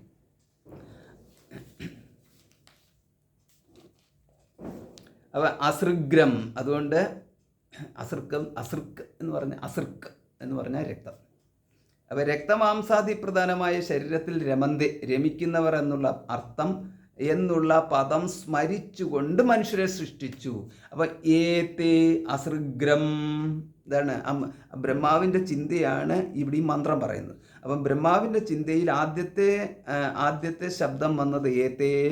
ആ ശബ്ദത്തിൻ്റെ അർത്ഥമായിട്ട് ദേവന്മാരുണ്ടായി. അസൃഗ്രം എന്നുള്ള ശബ്ദമാണ് രണ്ടാമത്. അതിൻ്റെ ഫലമായിട്ട് രക്തമാംസാദികളോടുകൂടിയ ശരീരത്തിൽ രമിക്കുന്നവർ എന്നുള്ള അർത്ഥത്തിൽ മനുഷ്യരാണ് ഉണ്ടായത്. അപ്പോൾ അതുകൊണ്ട് ദേവന്മാർക്ക് ആ ഒരു രമണത്തിൽ പങ്കില്ല എന്ന് നമുക്കവിടെ മനസ്സിലാക്കാം. പിന്നെയോ, അപ്പോൾ ഏതേ അസൃഗ്രം ഇന്തവഹ. അടുത്ത മൂന്നാമത്തേതിൽ ഇന്തവഹ എന്ന ശബ്ദമാണ് പറഞ്ഞത്. ഇന്തവഹ എന്ന് പറഞ്ഞാൽ ഇന്ദു ചന്ദ്രൻ, ഇന്തവഹ ചന്ദ്രന്മാർ. അപ്പം ഇവിടെ ഉദ്ദേശിക്കുന്നത് ചന്ദ്രലോകത്തിൽ വസിക്കുന്നവരെ ഓർമ്മപ്പെടുത്തിയുള്ള പദം, അതായത് പിതൃക്കൾ എന്നുള്ള അർത്ഥത്തിലേക്ക് വന്നു. പിതൃക്കൾ, പിതൃദേവന്മാർ, അതാണ് ഒരു ദേവന്മാരിലെ ഒരു വിഭാഗം ആണത് ഉദ്ദേശിക്കുന്നത്.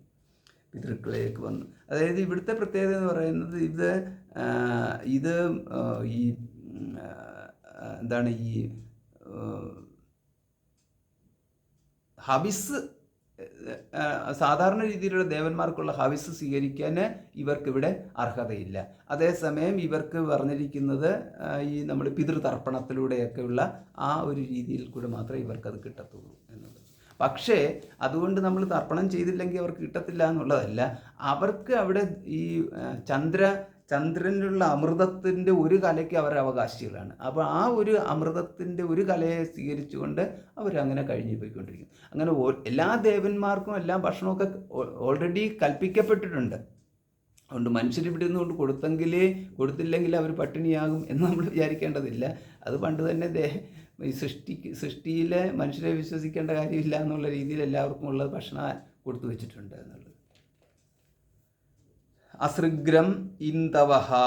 പിന്നെ അപ്പം ഏതേ അസൃഗ്രം ഇന്തവ തിരഫ് പവിത്രം എന്ന് അടുത്തതെന്ന് പറഞ്ഞാൽ തിരഫ് പവിത്രം എന്നുള്ളതാണ്. ഈ തിരഫ് പവിത്രം എന്നുള്ളതിലുകൊണ്ട് ഉദ്ദേശിക്കുന്നത് തിരഫ് പവിത്ര എന്നോർത്തുകൊണ്ട് ഗ്രഹങ്ങളെ സൃഷ്ടിച്ചു എന്ന്. അപ്പം പവിത്രം എന്ന് പറയുന്നത് ഇവിടെ സോമമാണ്. തിരഹ എന്ന് പറഞ്ഞാൽ അന്തർഭാഗത്തിൽ തിരസ്കരിക്കുന്നവ. എന്താണോ ഉദ്ദേശിക്കുന്നത് മനസ്സിലായില്ല. അപ്പോൾ ഇവിടെ ഇതെല്ലാം ഒരു കോമ്പിനേഷനിൽ ഈ തിരഫ് പവിത്രം എന്നുള്ള അർത്ഥത്തിൽ ഗ്രഹങ്ങൾ എന്നുള്ള അർത്ഥം കിട്ടി. ആ ഗ്രഹങ്ങൾ തിരഫ് പവിത്രം എന്നുള്ള ശബ്ദം വന്നപ്പോൾ അതാണ് സങ്കല്പം. ആ ശബ്ദം വന്നപ്പോൾ അതിൻ്റെ അർത്ഥമായിട്ടുള്ള ഗ്രഹങ്ങൾ ഉണ്ടായി എന്നുള്ളത്.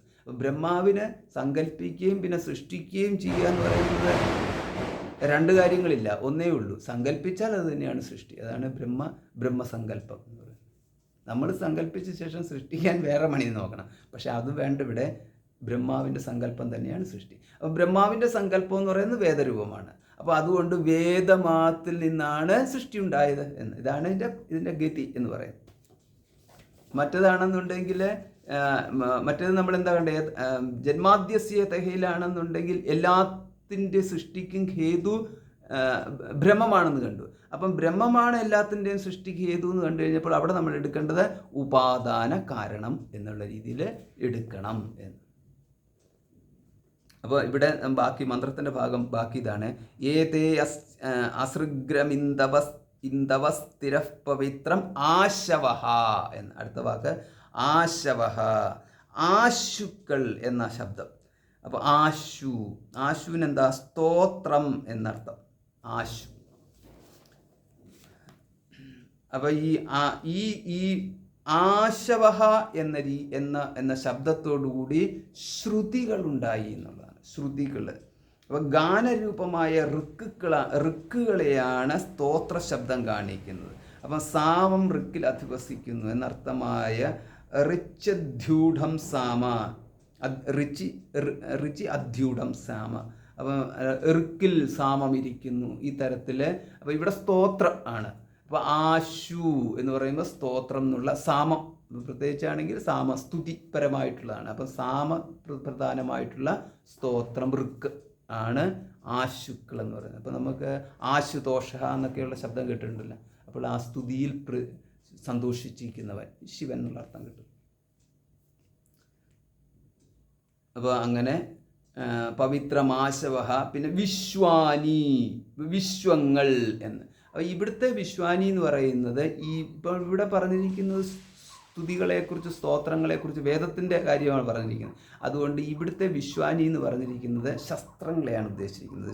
വേദത്തിൻ്റെ തന്നെ ഭാഗമായിട്ട് ശസ്ത്രങ്ങളെ പറഞ്ഞിരിക്കുന്നിടത്താണത് അവിടെ പറഞ്ഞിരിക്കുന്നത്. അല്ലാതെ ഇത് നമ്മൾ വിശ്വാനി എന്ന് പറയുന്നത് മറ്റേ പ്രപഞ്ചം എന്നുള്ള അർത്ഥത്തിലല്ല. വിശ്വാനി, വിശ്വങ്ങളെ ഓർത്തുകൊണ്ട് വിശ്വങ്ങൾ എന്നോർത്തുകൊണ്ട് ശസ്ത്രങ്ങളെ സൃഷ്ടിച്ചു. അപ്പോൾ സ്തോത്രാനന്തരം പ്രയോഗിക്കുന്ന വേദത്തിൻ്റെ തന്നെ രൂപമാണ് ശസ്ത്രങ്ങൾ എന്ന് പറയുന്നത്. പിന്നെന്താ, വിശ്വാനി അഭിസൗഭഗാഹ. പിന്നെ അവസാനമായിട്ടുള്ള ഈ മന്ത്രത്തിൻ്റെ ഈ വരിയിൽ ഇവിടുത്തെ പ്രയോഗമാണ് അഭിസൗഭഗാഹ എന്ന സ്മരണയിൽ മറ്റ് ജീവജാലങ്ങളെ മുഴുവൻ സൃഷ്ടിച്ചു എന്ന്. അത് അഭിസൗഭഗാഹ എന്ന് പറഞ്ഞാൽ എന്താ? സർവത്ര സൗഭാഗ്യമുള്ളവർ എന്ന അർത്ഥത്തെ സ്മരിച്ചുകൊണ്ട് സർവ്വജീവജാലങ്ങളെയും സൃഷ്ടിച്ചു എന്ന് പറഞ്ഞു കഴിഞ്ഞാൽ നമ്മൾ നോക്കിക്കഴിഞ്ഞാൽ ഏത് ജീവിക്ക് ഏത് കുറവാണുള്ളതെന്ന്. എല്ലാവരും അവരവരുടെ സ്വന്തം ജീവിതത്തിൽ തൃപ്തരായിട്ട് തന്നെയാണ് അവർ പോയിക്കൊണ്ടിരിക്കുന്നത്. ഒരു ജീവിയും പറയുന്നില്ല എനിക്ക് ഈ ശരീരം കിട്ടിയതിനകത്തൊരു അതൃപ്തിയുണ്ട്, ഈ ജീവിതം കിട്ടിയതിനകത്ത് എനിക്കൊരു അതൃപ്തിയുണ്ടെന്ന്. അവരവരുടെ ജീവിതത്തിൽ സംതൃപ്തരായിട്ട് കരയിൽ കഴിയുന്നത് അത് അങ്ങനെ, കാട്ടിൽ കഴിയുന്നത് അങ്ങനെ, മാളത്തിൽ കഴിയുന്നത് അങ്ങനെ, പിന്നെ ചെതലായിട്ടാണെങ്കിൽ അങ്ങനെ, ഈച്ചയായിട്ടാണെങ്കിൽ അങ്ങനെ, എങ്ങനെയാണോ അങ്ങനെ അതിൽ സംതൃപ്തരായിട്ട് അവരെല്ലാം കഴിഞ്ഞുകൊണ്ടിരിക്കുന്നത്. അതിനെയാണ് പറയുന്നത് സർവത്ര സൗഭാഗ്യമുള്ളവർ എന്ന്. ഇപ്പം പിന്നെ ചുരുക്കത്തിൽ ഇപ്പം ആരാണ് ദുഃഖിക്കുന്നത്? ഈ ദേവന്മാർക്കും വിഷമമില്ല, ശിശുക്കൾക്കും പക്ഷികൾക്കും മൃഗങ്ങൾക്കും ഒന്നിനും വിഷമമില്ല. പിന്നെന്ന് പറഞ്ഞു കഴിഞ്ഞാൽ ഈ ബുദ്ധി കൊണ്ട് ബുദ്ധിമുട്ടുന്നവർ, അതാണല്ലോ ബുദ്ധി ഉള്ളത് കൊണ്ടാണല്ലോ ബുദ്ധിമുട്ടുന്നത്. അപ്പോൾ ബുദ്ധി കൊണ്ട് ബുദ്ധിമുട്ടുന്ന മനുഷ്യർക്കാണ് ഈ പ്രശ്നങ്ങൾ. അതുകൊണ്ടാണ് മനുഷ്യർക്ക് ഈ അർത്ഥവിചാരം, ശാസ്ത്രവിചാരം, ശബ്ദവിചാരം എന്ന് വേണ്ട സർവ്വത്ര ചിന്തിച്ച് ഇങ്ങനെ പോയിക്കൊണ്ടിരിക്കേണ്ടത്. ഇതിനൊരു അർത്ഥം കണ്ടെത്താനുള്ള ശ്രമത്തിനാണ് ഈ ചിന്തകളൊക്കെ വരുന്നത്. അപ്പോൾ ഇത് ശാസ്ത്രമൊന്നും ഇല്ലാതാണെങ്കിൽ വേറെ പല പണിക്കും പോകുന്ന ആൾക്കാരുണ്ട്, അവർക്ക് യാതൊരു പ്രശ്നമില്ല. അപ്പം അന്നേരം നമ്മൾ പറയുന്നത് പശുവത് സമാനഹ എന്നുള്ള രീതിയിൽ. അപ്പോൾ അവർ സർവത്ര സൗഭാഗ്യം, ചിലരെ കുറിച്ച് നമ്മൾ പറയുമല്ലോ, അവർക്ക് ഒന്നും ചിന്തിക്കേണ്ട, എങ്ങനെ കിടന്നു കഴിഞ്ഞാൽ അപ്പം തന്നെ ഉറങ്ങുന്നു, നല്ല ആരോഗ്യമുണ്ട്, ഇങ്ങനെയൊക്കെയുള്ളവർ അവരുണ്ട്. അപ്പോൾ അവരൊക്കെയാണ് അതിസൗഭഗാഹ എന്ന് പറയുന്നത്. എല്ലാ ജീവജാലങ്ങളും അങ്ങനെയാണ്, നല്ല കിടന്നു കഴിഞ്ഞാൽ അപ്പം തന്നെ അവരങ്ങ് ഉറങ്ങും. അങ്ങനെയുള്ള ജീവജാലങ്ങളുണ്ട്, നിന്നുകൊണ്ടുറങ്ങും. ആനകളൊക്കെ ആണെങ്കിൽ നിന്നുകൊണ്ടുറങ്ങും, ഒരു പ്രശ്നമില്ല. ഒരു ഇമോഷണൽ എന്താണ് പറയുന്നത്, ഡിസ്ട്രസ്സ് അല്ലെങ്കിൽ ഇമോഷണൽ ഇഷ്യൂസൊക്കെയുള്ള പശുക്കൾ, ആനകൾ, കുതിരകൾ ഒന്നുമില്ലെന്ന്.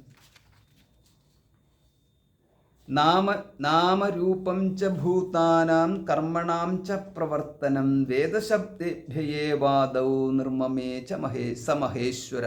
മനുസ്മൃതിയിൽ ഇങ്ങനെ ഒരെണ്ണമുണ്ട്, അതിനർത്ഥം ഇതാണ്: പ്രജാപതി നാമരൂപം ച ഭൂതാനാം. അപ്പം നാമരൂപ കർമ്മവിഭാഗാദികൾ, കർമ്മണാം ച പ്രവർത്തനം, നാമം രൂപം കർമ്മം ഇതെല്ലാം വേദശബ്ദേഭ്യഃ ഏവ ആദൗ, ആദിയിലെ വേദശബ്ദത്തിൽ നിന്ന് തന്നെ നിർമ്മമേ സ മഹേശ്വര, അതെല്ലാം നിർമ്മിച്ചു മഹേശ്വരൻ. അതെല്ലാം മനു പറഞ്ഞിരിക്കുന്നു ഇവിടെ, മനസ്സിലായി.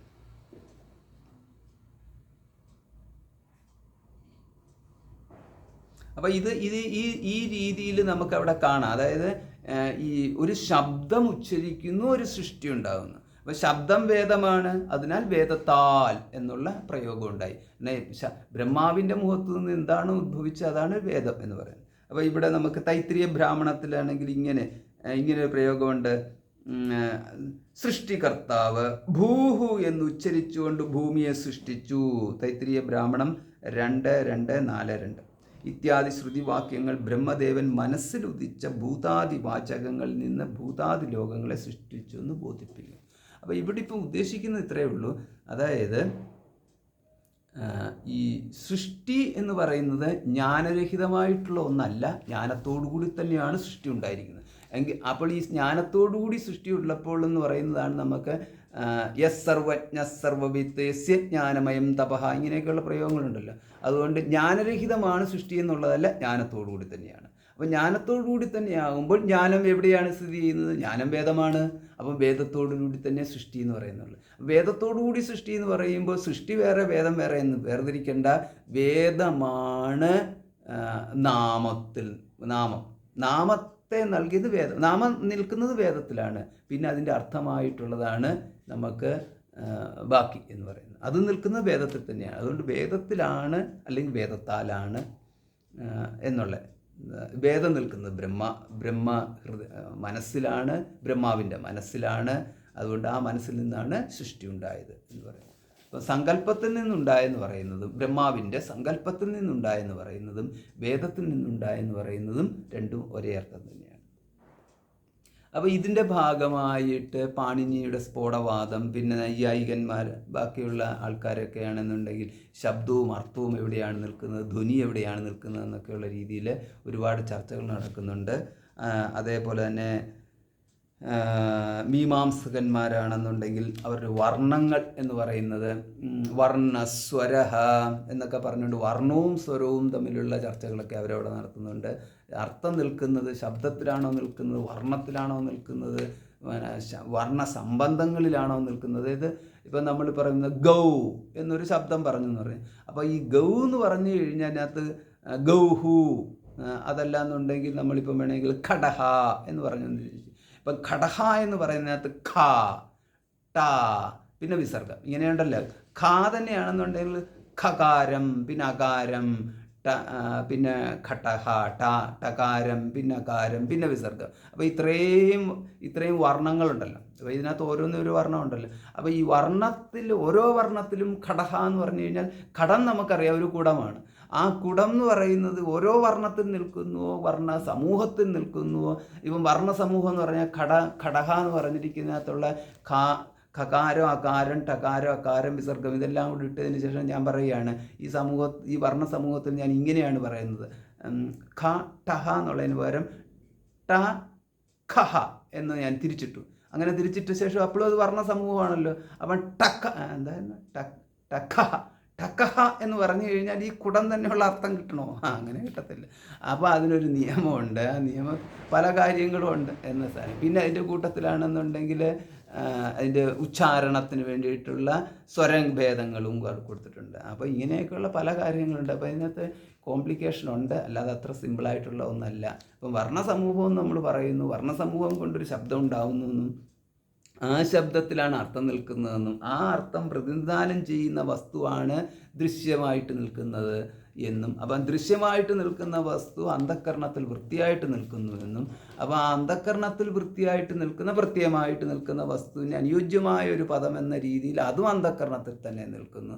അങ്ങനെ അന്ധഃകരണത്തിൽ നിൽക്കുന്ന പദവും അന്ധഃകരണത്തിൽ നിൽക്കുന്ന വൃത്തിയും തമ്മിലുള്ളൊരു സംയോഗമുള്ളതിനാൽ അയം ഘടക എന്നുള്ള രീതിയിൽ ഇത് രണ്ടിനെയും തമ്മിൽ സംബന്ധിപ്പിച്ച ശേഷം നമുക്ക് ഈ ശബ്ദവും അർത്ഥവും വേർതിരിക്കാൻ പറ്റാത്ത തരത്തിൽ, അത് ഘടമെന്ന ശബ്ദം കേട്ട് കഴിയുമ്പോൾ ഘടമെന്ന അർത്ഥത്തെ മാറ്റാൻ പറ്റാത്ത വിധത്തിലുള്ള അഭേദജ്ഞാനം അവിടെ കിട്ടുന്നില്ലേ. ഇതിനൊക്കെയുള്ള പലതരത്തിലുള്ള ചർച്ചകളും ഒക്കെ അവിടെയൊക്കെ നടന്നു പോയിക്കൊണ്ടിരിക്കുന്നുണ്ട്.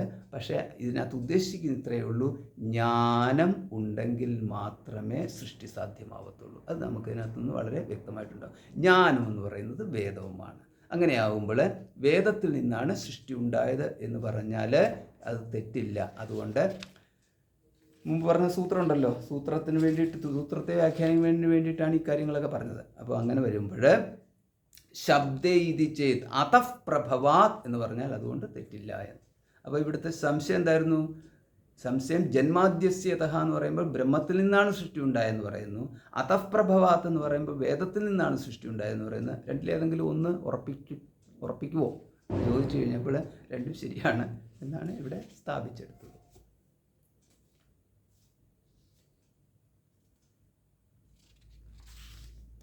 അപ്പം ഈ നമ്മളിപ്പം പാണിനിയുടെ സ്ഫോടം എന്ന് പറഞ്ഞല്ലോ. അപ്പോൾ സ്ഫോടം എന്ന് പറഞ്ഞു കഴിഞ്ഞാൽ വേറെ അർത്ഥമൊന്നുമില്ല. സ്ഫോടം എന്ന് പറഞ്ഞു കഴിഞ്ഞാൽ ശബ്ദത്തിന് സ്ഫോടം എന്ന സംജ്ഞ കൊടുത്തിരിക്കുന്നു, അത്രയേ ഉള്ളൂ.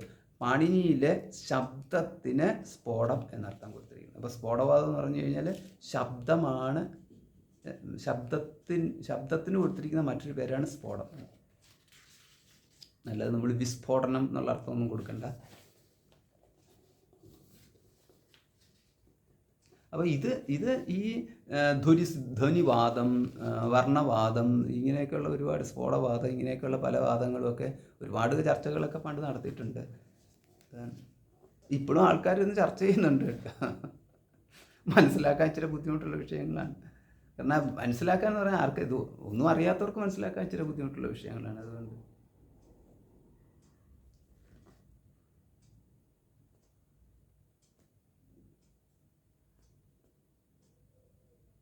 അപ്പോൾ ഇങ്ങനെയൊക്കെ വന്നു കഴിയുമ്പോൾ അവസാനം അതിൻ്റെ കൺക്ലൂഷൻ എന്ന് പറഞ്ഞു കഴിഞ്ഞാൽ ഇതാണ്: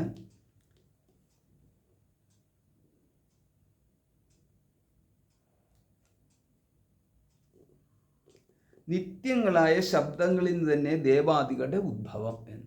വേദം നിത്യമാണ്. വേദത്തിൽ പറഞ്ഞിരിക്കുന്ന ശബ്ദമാണ് ദേവശബ്ദം, വേദത്തിലാണ് നിൽക്കുന്നത്. അതുകൊണ്ട് വേദത്തിൽ പറഞ്ഞിരിക്കുന്നതിനാൽ ദേവാദികളുടെ നിത്യത്വം പ്രശ്നമില്ല എന്ന്. മുമ്പ് നമ്മൾ പറഞ്ഞു ദേവാദികളുടെ നിത്യത്വത്തിനൊരു പ്രശ്നമുണ്ട് എന്ന് പറഞ്ഞു. അപ്പോൾ ദേവാദികളുടെ നിത്യത്വത്തിന് പ്രശ്നമുണ്ട് എന്ന് പറഞ്ഞപ്പോഴാണ് ഗോത്വം എന്ന് പറയുന്നതിന് നിത്യത്വമുണ്ട്, പക്ഷേ ഒരു വ്യക്തിയായിട്ടുള്ള ഗോയ്ക്ക് നിത്യത്വമില്ല എന്നുള്ളത് നമ്മൾ കാണുകയുണ്ടായി. അതുപോലെ ഇന്ദ്രസ്ഥാനം എന്ന് പറയുന്നതിന് നിത്യത്വമുണ്ട്, അതിലൊരു ജീവാത്മാവ് പ്രവേശിക്കുന്നു, അതിൽ നിന്ന് പിന്മാറുന്നു. അപ്പോൾ ആ ജീവാത്മാവല്ല അവിടെ ഉദ്ദേശിക്കുന്നത്, പകരം ഇന്ദ്രസ്ഥാനമാണ് എന്ന്. അപ്പോൾ ഈ തരത്തിൽ നമ്മൾ എടുക്കണം എന്ന്. അതയേവച്ച നിത്യത്വം. അപ്പോൾ അങ്ങനെ വന്നിട്ട് അതിനാൽ, അപ്പോൾ ഈ പറഞ്ഞ ആർഗ്യുമെൻ്റ് എല്ലാം ഉണ്ടല്ലോ, ആ ആർഗ്യുമെൻറ്റിനെ മുഴുവൻ സ്വീകരിച്ചുകൊണ്ട് പറയുകയാണ് അതയേവച്ച നിത്യത്വം. അടുത്ത സൂത്രം: അതഹ ഏവച്ച, അതുകൊണ്ട് തന്നെ നിത്യമായ വേദശബ്ദത്തിൽ നിന്ന് തന്നെ ദേവാദി സഹിത ലോകമുണ്ടായെന്നത് നിശ്ചയിച്ചതിനാൽ നിത്യത്വം, വേദം നിത്യമെന്ന് കിട്ടുന്നു. അതയേവ നിത്യത്വം എന്നതിനകത്ത്.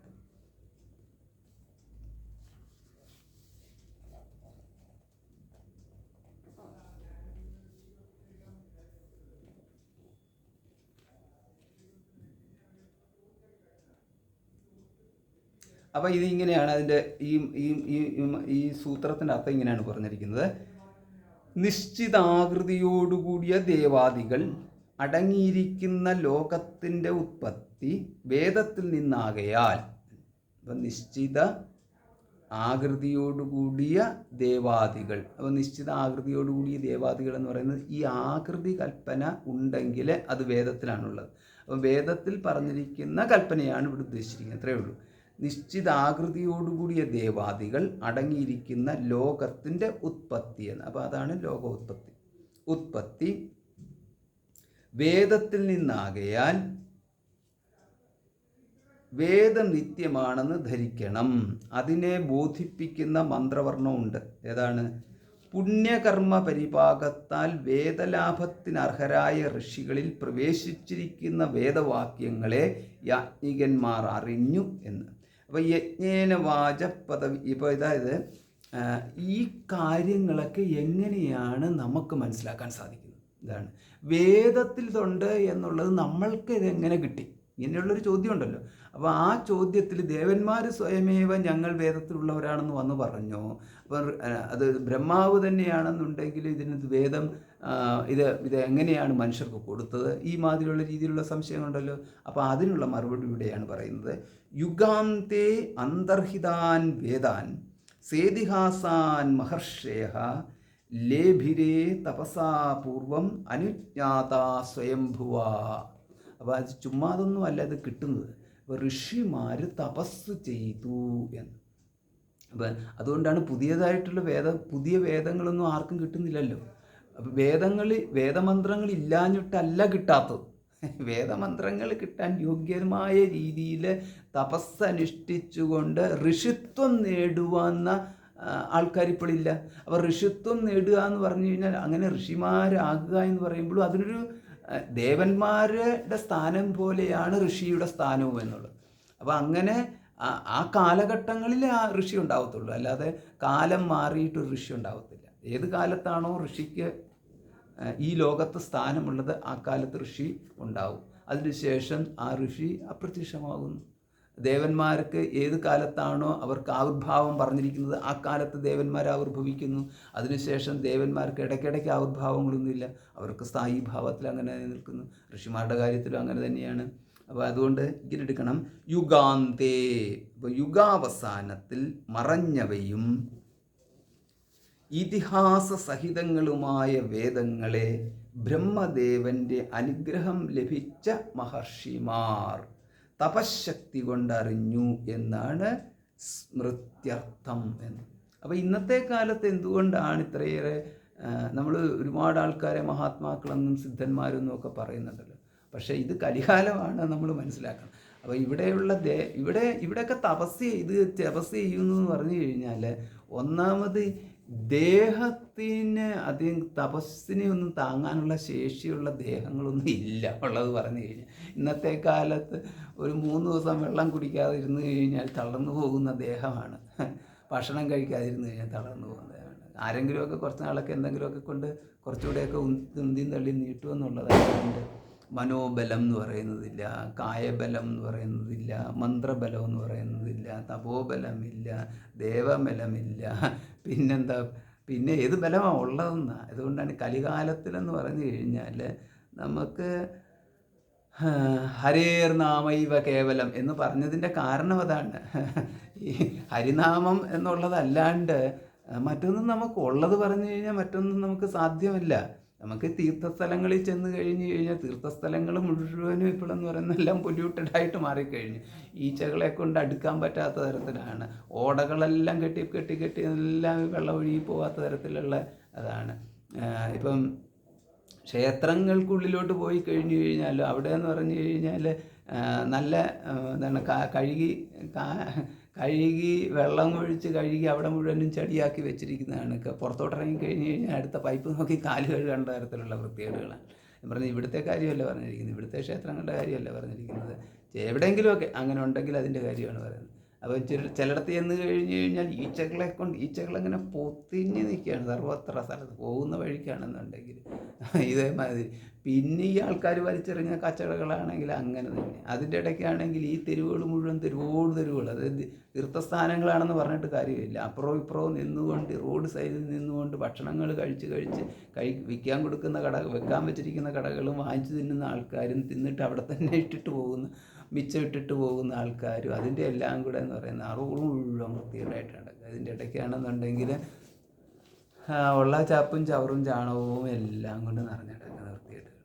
ഇതൊക്കെയാണ് നമ്മൾ തീർത്ഥസ്ഥാനത്തിലേക്ക് പോയി കഴിഞ്ഞാൽ. പിന്നെ അതിൻ്റെ ഇടയ്ക്കാണെന്നുണ്ടെങ്കിൽ പിന്നെ ഒച്ചവും ബഹളവും അത് വേറെ ഒന്ന്. ഇപ്പം മനുഷ്യരിൽ നിന്ന് പ്രാർത്ഥനയൊക്കെ മാറ്റിയിട്ട് അതിന് ശേഷം എല്ലാം മെഷീനുകളാണ്. എല്ലാം ആൾക്കാരെ കാണുമ്പോൾ സ്വിച്ച് ഇട്ട് കഴിയുമ്പോൾ പട എന്നുള്ള മണിയടിയും ബഹളം വെക്കൽ. ഇത് ആർക്ക് വേണ്ടിയിട്ടാണ്? ഇതെല്ലാമാണ് ഇപ്പോഴത്തെ തീർത്ഥസ്ഥാനങ്ങളിലോട്ട് നടക്കുന്നത്. അപ്പോൾ ഇതിനകത്ത് നിന്ന് പോയിട്ട് നമ്മൾ ഹര പറഞ്ഞിട്ട് രാധേന്നോ എന്തെങ്കിലുമൊക്കെ അവിടെയും പറഞ്ഞിട്ട് നമ്മൾ ആ വഴിക്ക് ഇങ്ങ് പോന്നേക്കുക എന്നുള്ളതാണ്. പിന്നെയാണെന്നുണ്ടെങ്കിൽ പിന്നെ ആരോഗ്യത്തിന് വലിയ കുഴപ്പമില്ലാണ്ട് വന്നാൽ അത്രയും നല്ലതെന്ന് നമുക്ക് പറയാൻ പറ്റത്തുള്ളൂ. ഈ തരത്തിലാണ് പോയിക്കൊണ്ടിരിക്കുന്നത്. അപ്പോൾ അത് കാരണം ഭക്തിയുടെ പേരിൽ എവിടെയെങ്കിലും പോയി കഴിഞ്ഞാൽ അത് അങ്ങനത്തെ ഒരു പ്രശ്നം എന്നുള്ളത്. ഇപ്പോൾ എങ്ങോട്ടാണ് ഇപ്പം ഒന്ന് പോവുക? പണ്ട് കാലത്താണെന്നുണ്ടെങ്കിൽ തീർത്ഥസ്ഥാനങ്ങളിൽ പോകാമായിരുന്നു. ഇപ്പം തീർത്ഥസ്ഥാനങ്ങളിൽ പോയി കഴിഞ്ഞാൽ തീർത്ഥസ്ഥാനം എന്ന് പറഞ്ഞിട്ട് ആ ഒരു ഇച്ചിരിയും വട്ടത്തിൽ എന്തെങ്കിലും ഉണ്ടാകും. അത് കഴിഞ്ഞാൽ ചുറ്റുപാടുള്ളത് മുഴുവൻ കൂത്തഴിഞ്ഞ് കിടക്കുന്ന അത് വൃത്തിയുള്ള കടകളാണെങ്കിൽ പിന്നെയും പോട്ടെന്ന് വെക്കാം, വൃത്തിയുള്ള സ്ഥലങ്ങളാണെങ്കിൽ പിന്നെയും പോക്കെന്ന് പറഞ്ഞു വൃത്തികേടിൻ്റെ കേന്ദ്രങ്ങളായിട്ടുള്ള കച്ചവടകൾ മുഴുവനും കിടക്കുന്ന സ്ഥലങ്ങളായിട്ട് മാറിക്കൊണ്ടിരിക്കുന്നു. രോഗം പരത്തുന്ന കേന്ദ്രങ്ങളായിട്ട് മാറിയിരിക്കുന്നു. നമ്മൾ ചെല്ലുന്നിടത്ത് കണ്ടു കഴിഞ്ഞാൽ മനസ്സിനൊരു സന്തോഷം ഉണ്ടാവണ്ടേ? അങ്ങനെ മനസ്സിന് സന്തോഷം ഉണ്ടാകണമെന്നുണ്ടെങ്കിൽ ആരെങ്കിലുമൊക്കെ ഉണ്ടാക്കി കെട്ടി വെച്ചിരിക്കുന്ന റിസോർട്ടുകളിൽ പോകണം. അവിടെ പോയി കഴിഞ്ഞ് കഴിഞ്ഞാൽ വൃത്തിയായിട്ട് എങ്ങനെയാണ് മെയിൻറ്റെയിൻ ചെയ്തിരിക്കുന്നതെന്ന് അവർ കാണിച്ചു തരും. അതേസമയം മറ്റുള്ള സ്ഥലങ്ങളിലോട്ട് പോയി കഴിഞ്ഞാൽ പൊതുസ്വത്തായിട്ട് കിടക്കുന്ന സ്ഥലങ്ങളിലൊക്കെ എന്ന് പറഞ്ഞു കഴിഞ്ഞാൽ അതൊന്നും ആരുടെയും ഉത്തരവാദിത്വം അല്ലാത്ത രീതിയിൽ. അപ്പോൾ ഇതൊക്കെയാണ് സ്ഥിതി. അതുകൊണ്ടാണ് ഈ കലികാലത്തിൽ പിന്നെ ഇപ്പം എന്താ രാമരാമ എന്ന് പറഞ്ഞ് ജപിക്കാൻ പോയി കഴിഞ്ഞ് കഴിഞ്ഞാൽ അതും കൊണ്ട് ജപിച്ചുകൊണ്ട് എവിടെയെങ്കിലും പോയി കഴിഞ്ഞ് കഴിഞ്ഞാൽ അവിടെ മുഴുവൻ ഇടി എന്ന് പറഞ്ഞു കഴിഞ്ഞാലുണ്ടല്ലോ ആൾക്കൂട്ടത്തിൻ്റെ തിരക്ക്. അവിടെ ആൾക്കൂട്ടത്തിൻ്റെ തിരക്കിനുള്ളിൽ കൂടി ഇങ്ങനെ ഇറങ്ങി പോകുക എന്നുള്ളത് മാത്രമാണ് ഉള്ള ഒരു പ്രത്യേകത. അതൊരു പ്രത്യേകതയാണ്. സൗജന്യമായിട്ടുള്ള മസാജ് കിട്ടും. ശരീരാംഗങ്ങൾക്ക് സൗജന്യ മസാജ് കിട്ടണമെന്നുണ്ടെങ്കിൽ ഇടിച്ചു നിന്നാൽ മതി. അങ്ങനത്തെയുള്ള സ്ഥലങ്ങളൊക്കെ. അപ്പം ചുരുക്കത്തിൽ എന്താണ് ഇവിടെ ഇത് എന്താണ് തപസ്സായിട്ട് ഗണിക്കാൻ പറ്റുമെന്ന്. ഈ തപസ് കൊണ്ടാണെങ്കിൽ ഒരാൾക്കും ഋഷിയാവാൻ പറ്റത്തില്ല എന്ന് സാരം. ഈ ഒരാൾക്ക് ഋഷിയാവണമെന്നുണ്ടെങ്കിൽ ഈ തപസ്സൊന്നും ഇതെന്ത് തപസ്സാണ്? ഇവിടെ എന്താ തപസ്സുള്ളത്? ഇതെന്ന് പറഞ്ഞു കഴിഞ്ഞാൽ കുറച്ച് പ്രാരബ്ധം ക്ഷയിച്ച് കിട്ടി, പിന്നെ കുറച്ച് പുണ്യം കിട്ടിയെങ്കിൽ കിട്ടിയ സങ്കല്പത്തിനനുസരിച്ചാണ് പുണ്യം നിൽക്കുന്നത്, അല്ലാതെ മറ്റൊന്നിനെ ആശ്രയിച്ചല്ലല്ലോ നിൽക്കുന്നത്. അപ്പോൾ അതുകൊണ്ട് ഈ പോകുന്ന വ്യക്തിയുടെ സങ്കല്പത്തിനൊക്കെ അനുസരിച്ച് പുണ്യം കിട്ടാൻ യോഗ്യതയുണ്ടെങ്കിൽ കിട്ടുമെന്നുള്ളതാണ് ഇങ്ങനെയൊക്കെയുള്ളത്. അപ്പോൾ ഇങ്ങനെയൊക്കെ എല്ലാം കഴിഞ്ഞതിന് ശേഷം പിന്നെന്താ, അപ്പോൾ അതുകൊണ്ടാണ് യുഗാന്തേ അന്തർഹിതാൻ വേദാൻ സേതിഹാസാൻ മഹർഷിഹ. അപ്പോൾ യുഗാവസാനത്തിൽ മറയുന്നു എന്ന്. ഓരോരോ യുഗം വരുമ്പോഴും പുനഃസൃഷ്ടി ഉണ്ടാകുന്നു, പിന്നീട് അടുത്ത സൃഷ്ടി ഉണ്ടാകുന്നു. ആ സൃഷ്ടിയുടെ ആരംഭത്തിലാണ് ഋഷിമാരുണ്ടാകുന്നത്. അവിടെ ആ സമയത്ത് മാത്രമാണ് തപസ്സുകളുണ്ടാകുന്നത്. അതായത് സൃഷ്ടി സങ്കലമായിട്ട് ആകപ്പാടെ നമ്മൾ ജരബാധിച്ച ഒരു സമൂഹം ഉണ്ടാകുന്നുണ്ട്. അപ്പോൾ ഈ സൃഷ്ടിയുടെ ആരംഭത്തിലെന്ന് പറഞ്ഞു കഴിഞ്ഞാൽ ശൈശവം യൗവനം ഒക്കെയുള്ള ഒരു ഘട്ടമുണ്ട് സൃഷ്ടിയുടെ ആരംഭം. ആ സന്ദർഭത്തിലാണ് ഋഷിമാർക്കൊക്കെ സാധ്യതയുള്ളത്.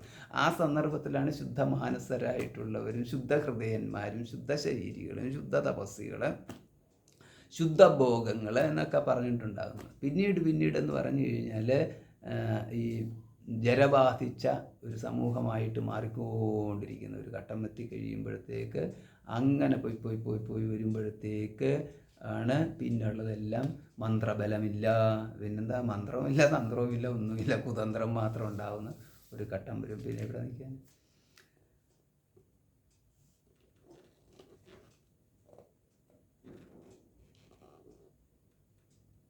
അപ്പോൾ ഇങ്ങനെയൊക്കെ വന്നു കഴിയുമ്പോൾ ഇതൊക്കെയല്ലേ നടക്കുന്നത്? ഇതാണ് ചോദ്യം. ഇതൊക്കെയല്ലേ നടക്കുന്നത്? ഇങ്ങനെ വരുമ്പോൾ നിങ്ങൾക്ക് എങ്ങനെ പറയാൻ സാധിക്കുന്നു ഇതിനെല്ലാം ഒരു ഓർഡറുണ്ട്, ഒരു നിത്യത്വമുണ്ട്, വേദത്തിൽ ഇതെല്ലാം വേദത്തിലാണ് സൃഷ്ടിക്ക് മുഴുവനും കാരണമുള്ളത്, എന്തോ അത് നിൽക്കുന്നത് ഞാനും നിൽക്കുന്നത്, ഇങ്ങനെയൊക്കെയുള്ളൊരു പ്രയോഗം ഉണ്ടല്ലോ. അതായത് വേദത്തിൽ അതപ്രഭവാത് എന്ന് പറയുമ്പോൾ വേദത്തിൽ നിന്നാണ് സൃഷ്ടി ഉണ്ടായത്. അപ്പോൾ ഇങ്ങനെയൊക്കെ വന്നു കഴിയുമ്പോൾ ഇത്രയൊക്കെ വന്നതിന് ശേഷം പിന്നീട് ഈ പോകുന്ന സമൂഹം ഇങ്ങനെ, അപ്പം നമുക്കറിയാം കലികാലം എന്ന് പറയുമ്പോഴത്തേക്ക് ജര ബാധിച്ചതിന് സമമാണ്, അതായത് വാർദ്ധക്യത്തിലേക്ക് എത്തുന്നതിന് സമമാണ്. അപ്പോൾ അങ്ങനെ എത്തി കഴിഞ്ഞതിന് ശേഷം ഏതാണ്ട് ഒരു നശിച്ചു പോയ ഒരു സമൂഹം ഇനിയിപ്പോൾ അതിനെ നശിപ്പിക്കുക നിവർത്തി എന്നുള്ള ഒരു സ്ഥാനത്തിലേക്ക് വരും. അതായത് വാർദ്ധക്യത്തിലേക്ക് എത്തിക്കഴിഞ്ഞാൽ ഇനിയിപ്പം ജീവനാശം തന്നെയല്ലേ, ദേഹനാശം തന്നെയല്ലേ പറഞ്ഞിട്ടുള്ളൂ എന്ന് പറഞ്ഞത് മാതിരി സമൂഹത്തിൻ്റെ ഒരു ജീർണത ബാധിച്ച് എത്തിക്കഴിഞ്ഞാൽ പിന്നെ സമൂഹം തന്നെ അങ്ങ് ഇല്ലാണ്ടാവും. ഇങ്ങനെ വരുമ്പോഴാണല്ലോ കലികാലം അവസാനിക്കുന്നു. പിന്നെ വരുന്നത് പിന്നെ സത്യയുഗം. കലിയുഗം അവസാനിച്ചു കഴിഞ്ഞാൽ പിന്നെ സത്യയുഗത്തിലേക്ക് വീണ്ടും വരുന്നു. അപ്പോൾ ഇങ്ങനെ വന്നു കഴിയുമ്പോൾ സത്യയുഗത്തിൽ വീണ്ടും വന്നു കഴിയുമ്പോൾ ഈ സത്യയുഗത്തിൽ തുടക്കത്തിൽ ഇത് എന്തുണ്ടാകുന്നു എന്ന് ആര് നിശ്ചയിച്ചിരിക്കുന്നു, എങ്ങനെ നിശ്ചയിച്ചിരിക്കുന്നു, ഇതൊരു ചോദ്യം ഉണ്ടാവില്ല. അവിടെയാണ് വേദത്തിൻ്റെ നിത്യത്വത്തിൻ്റെ പ്രസക്തി കിടക്കുന്നത്. അപ്പോൾ വേദത്തിൻ്റെ നിത്യത്വം എന്ന് പറഞ്ഞു കഴിഞ്ഞാൽ ഈ ആവർത്തനങ്ങൾ മുഴുവൻ വേദത്തിൻ്റെ നിത്യത്വത്തിനെ ആശ്രയിച്ചുകൊണ്ട് നിൽക്കുന്നു എന്ന്. അതാണ് വേദത്തിൻ്റെ നിത്യത്വം നിൽക്കുന്നത്. കാരണം എന്തൊക്കെയുണ്ടോ ഇവിടെ ആ ജ്ഞാനം മുഴുവനും അവിടെ ഉണ്ടാകും വേദത്തിൽ. ആ വേദത്തിനെ, അത് ബ്രഹ്മാവിൻ്റെ മനസ്സിൽ, അതിനെ ആശ്രയിച്ചുകൊണ്ട് പുനഃസൃഷ്ടി എന്ന് പറഞ്ഞാൽ ഇങ്ങനെയാണ് അതിൻ്റെ അർത്ഥം കിടക്കുന്നത്. അടുത്ത സൂത്രം അതാണ് പറഞ്ഞിരിക്കുന്നത്. സമാനനാമരൂപത്വാച്ചാവൃത്തവപ്യവിരോധോ ദർശനാസ്മൃതേശ്ച.